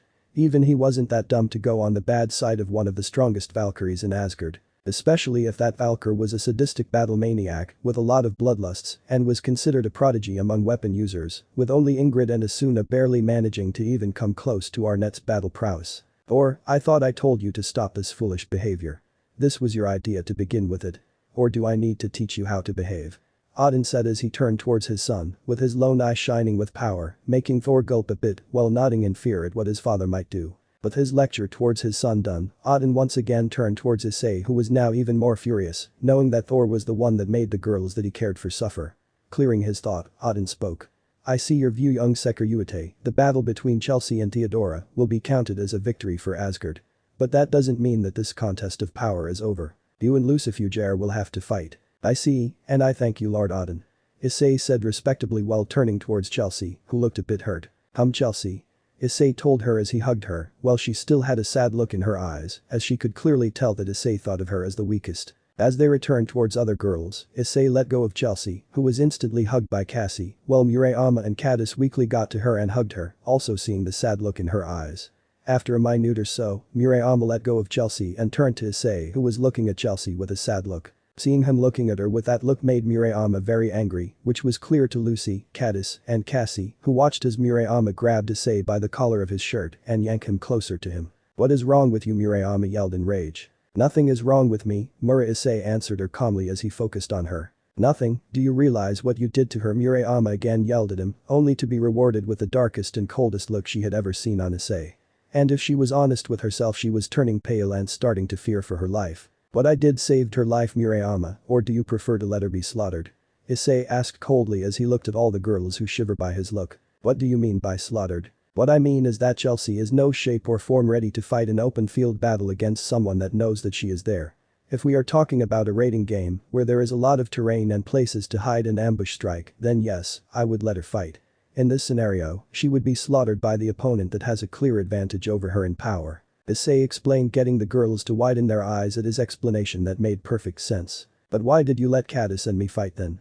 Murayama asked, wanting to know his response. He let you two fight because you are more adapted to fighting in close range. And since he knew that you got training from both my sister and me, gave him a bit of reassurance that you were even a bit more prepared to fight than Chelsea. No offense, Chelsea, but with your gear and your way of fighting, Issei made a right decision. Even though it was hard, it was a right one. And it shows that he cares for you. Lucy said as she finally decided to speak, making Murayama and Caddis look at her. While Chelsea looks at Issei with a tear in her eye, but nevertheless she understood why he did what he did. And she was touched by his action. Really? Really? If you haven't got Lucy's and Graphia's training, I would have done the same thing to you too. Issei answered honestly, getting a nod from Murayama, who let go of him. If all the commotion is over, we can start the next fight. Gondal said as Theodora returned to stood by Arnett, Ingrid and Asuna, while Roswis took to the field in her Valkyr armor, all ready to fight. Well, looks like I'm next. Lucy confidently said as she started to move towards her opponent, only to be stopped by Issei. Turning to him, she was about to ask what he wanted, only to get her lips claimed by his. After a few seconds, Issei let go of her and nodded to her, which she returned with a huge smile and a nod of her own. They didn't need word to say what they thought. One look, and that kiss said it all. While Cassie and Caddis shouted encouragement towards her, to which she lifted her fist in the air. Lucy took to the battlefield, ready to fight for Elsha's sake, friends and her love Issei. As Lucy was making her way towards her opponent, she couldn't help but think about how her life changed so much after Issei has entered it. Only until recently she was in complete disregard towards anyone who wasn't Graphia, and even to her she was a bit cold. But on that day that Issei came to her home and fought her, she started to notice all that she missed. It was like a new lease of life for her with him coming. She met many friends, especially the girls that also shared affection towards the man she loved. She could honestly say that those girls were almost like sisters to her, that she would lay her life down if one was in great danger. The time spent with Kendo duo, Chelsea and even Cassie, showed her just how much more there is to life and happiness than just blankly staring into the picture, sitting in one place the whole day like she had been doing. She experienced a lot of different things while in their company, and those moments shared with them and Issei were some of the most precious she ever had. And now it was finally her turn to step up to the plate and showcase just how much power she really was. Let her Lucy destroy her, don't show her mercy, the girls shouted with encouragement towards her. Who only smiled towards them and gave them a nod of her head before she turned towards her opponent and turned completely serious. As Lucy stood in front of Roswis, she could easily tell that the silver-haired girl in front of her was very powerful, and from the looks of things maybe their most powerful fighter here, not including gods. But something deep inside of her was telling her that whoever is going to face her love is going to be even stronger than the girl in front of her, and that was something that had her worried. Clearing her head of these thoughts, Lucy got ready for a battle. She was going to be queen of her love's peerage, and she would be damned if she didn't go all out. Now the penultimate battle of this power contest is about to start. From Norse faction, the current bodyguard of Lord Odin, Roswis. And from the Red Dragon Emperor's team, heir to the Lucifuge house, Lucy Lucifuge. Are you two ready? Gondel introduced both girls who nodded their heads at her question. Seeing that the girls were ready, Odin snapped his fingers to commence the battle. And as soon as the sound was heard, both silver-haired beauties unleashed their full power and created many magic circulars. I heard a lot of interesting things about you, heiress of Lucifuge clan. Roswa spoke seriously as she was charging her attack. Oh, I do hope only the good things. Lucy answered in a sweet tone as she also pumped more power into her attack before unleashing it. Well, that depends on what you consider good. Ross was told as she started her attack with volley of fire, which was countered with Lucy's own. A lot of things I consider good, though depends also on your own view.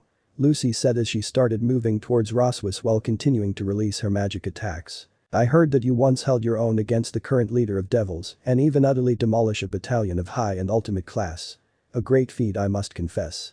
Roswa said as she shot her magic at the Lucifuge heiress. Hearing this, some gods of the Norse and Valkyries raised their eyebrows, while Issei's harem looked at Lucy in awe that she single-handedly defeated a battalion and held her own against the current leader of the devils. It was only Issei that started to get pale and nervous, since he knew the Devil's Civil War topic was a very sour memory to Lucy and the one that would make her even explosive. His worries were proven right, as Lucy's aura exploded in rage at the memory of what caused all of that, shocking a lot of people present. Seeing the power that the silver-haired heiress emitted made many gods and Valkyries to be on full alert, while Larnette gained her trademark battle bloodlust smirk that made her fellow Valkyries even more scared. They didn't know what was worst in that moment, the devil facing off Roswas or their own comrade. Seeing her opponent going into a berserk state made Roswas a bit scared. She got good info about almost everyone on the Security's team and knew a lot about them. But she also knew that she would most likely fight the silver-haired beauty, so she came up with this idea to try to throw off her game and make easy to defeat, but from the looks of things it looked like it backfired as Lucy was now deadly serious with a deadly aura around her and a lot of killing intent directed towards her. Compassing herself quickly, Roswas opened her arms wide open. All the while, Lucy was now slowly walking towards her. Let's test your power, shall we? You look like you pack a lot of power, hope you survive this. If you don't, well, that would make you look weak and a disgrace to the Security you hold so high. Roswas taunted a bit, making Lucy's aura become denser as she started to compose it around her as a shield. Oh boy, that Valkyr just signed her death warrant, Issei thought as he summoned his booster gear ready to intervene if necessary. Partner. Looks like we will have to enter the battle sooner than I thought. Drake spoke for the first time since they arrived in Asgard, getting a nod from Issei. Well, it was knowing that Valkyr. Oh well. Ouch, Belzard said with sarcasm, which earned him a smack to the head from Elsha. Ice, be on alert, if Lucy starts to go overboard, stop her. Elsha spoke seriously. Right. I hope for your own good, foolish little Valkyr, that attack that you are about to unleash is powerful enough to damage me, if not, your death is signed. Lucy spoke in a demonic voice, scaring Issei harem, while Thor started to lose his cool again. He was starting to get angry at the disrespectful unwanted quests and was already in his armor. As soon as those words were said, more than 50 Norse magic circulars appeared behind Roswas, brimming with power. And a second later, a maelstrom of magic energy was shoot towards Lucy with incredible power. The power of the attack would kill an ultimate class devil on the spot, though Lucy had other ideas about it. As the attack was about to hit her, Lucy whispered a few words barely heard by anyone, but to those with enhancing hearing, it was easy to hear them. Crystal Cloak. The devastating attack hit Lucy head on and made a huge explosion, while the smoke covered the site where Lucy stood. The explosion and the smoke made it hard for anyone to see if Lucy was still standing, and that terrified Issei's girls as they shouted her name, in hopes that she is alright. All the while, they hold breath dreadfully, waiting to see if the girl they come to love as their own sister was alive. As the smoke slowly started to fade away, everyone was in awe at what they saw. Lucy was still standing high and mighty, with a dense ice-clear shield all around her shining brightly in the sun, though what made them even more in awe was that the shield was unscratched. The sight of her walking out of that blast prompted cheers from Issei's side. Cassie and Chelsea were hugging each other tightly, while Murayama and Caddis were yelling more support to the powerful woman. Issei on the other hand was so-so. He was incredibly happy that Lucy stopped that attack easily, but was scared at what would she now do to the Valkyr that made her pissed. So, you survived that. Roswas talked until she was forcefully stopped by a punch in the guts, courtesy of Lucy, who was starting to unleash punches and kicks to the now helplessly defending Valkyr. The purchase brutality of Lucy's assault was so fierce that Roswas was forced to withdraw, as she couldn't take much more punishment from the pissed-off heiress. Quickly putting some distance away from her, Roswas managed to regain some of her breathing, as she looked up towards her opponent just in time to dodge an ice spear that was aimed at her head. Pathetic. Is this the all you got, little Valkyr? If so, I should do Lord Odin a favor and kill you this instant. That way, he may get someone stronger to be his bodyguard. Lucy told her in a dark tone with an equally dark chuckle as she slowly walked toward the damaged Valkyr, who was now fuming at the insult. "Why you eat this?" Roswus yelled as she again sends her barrage of spells at Lucy. While some Norse gods were surprised, some delighted to see just how much power the girls possessed, some were angry with the battle so far, and Thor was a prime example. He was absolutely livid, seeing that yet again their elite were cornered and almost at the mercy of the Securities team. He was yet again ready to enter the fight, but one deadly look from the Valkyries who battled against the girls made his growl as he couldn't do anything yet. Though his growl soon turned to a deadly smirk as he sensed that his trump card was finally at Asgard. "Father?" Thor said, making Odin turn his head from the enjoyable fight to look at his son. "Yes, Thor. The challenger for the Securities arrived. If you don't mind, I would like to collect him." Thor answered, getting Odin to raise his eyebrow at him before he sensed who came to his city, and as soon as he saw, he was furious at his son. "You called him to come and fight?" That barbarian, Odin roared in fury, scaring everyone present and stopping Lucy's and Roswus's duel just before Lucy's fist was to hit Roswus in the guts. Seeing the almighty father furious was something that was like being at death's door, and Thor was sure that his father would kill him if he didn't do anything to help his case. "Father, if I remembered correctly, you told Gondel to pick the opponents for the girls, well, I'm to pick for the red dragon, so I did picked, and it's fair, since he isn't the good of the Norse." Thor pointed out, getting Odin to growl at his son before his wife put a hand on his shoulder, calming him. "Well, I agree with you, Odin, about him. Thor is correct, you gave him all rights to call anyone he wanted." Frigga softly told him, making him growl again before calming down. "Thor, you better hope that we don't have any incident or your head will be on a plate." "Understood," Odin said calmly, too calmly, making it very clear to his idiot of a son that if something goes wrong, he would be dead in an instant. "Why, yes, father. I will go to collect him," Thor said quickly, and even quicker left, not wanting to see the wrath of the Norse All-Father. Seeing her chance to use the commotion that Thor made, Roswus punched Lucy in the head, sending her flying a bit, just enough for damaged Valkyr to take a breather and prepare a counter-offensive. "That was a cheap shoot, Valkyr. I thought you had a bit more honor in you," Lucy told Roswus as she regained herself. "That may be so, but in battle, you don't let your guard down." "I thought you knew that," Roswus retorted back. "True, though now don't worry, I will not let that happen again," Lucy yelled while she charged forward at Roswus, who started to shoot her Norse magic at Lucy, who was forced to dodge and evade. He was a man that looked like he was in his late 30 years, with dark brown hair, jet black eyes that would be sent shivers down anyone's back. His face was decorated with all kinds of battle scars, no doubt from all the strong opponents he went against, which only made his already dreadful look now demonic. "It's always a pleasure to talk to you, Lord Thor, and I can't thank you enough for giving me the opportunity to fight against Red Dragon again. I hope that he is up to my liking." Wulfric spoke with cold and bloodlust tone that was very eager to get a good fight while he bowed to the god of war. Let me know in the comments below if you guys want the next part. Also check out my other video that has been shown and left. Thank you for watching. If you enjoyed this video, please like and share this video. And have a fantastic day. Bye.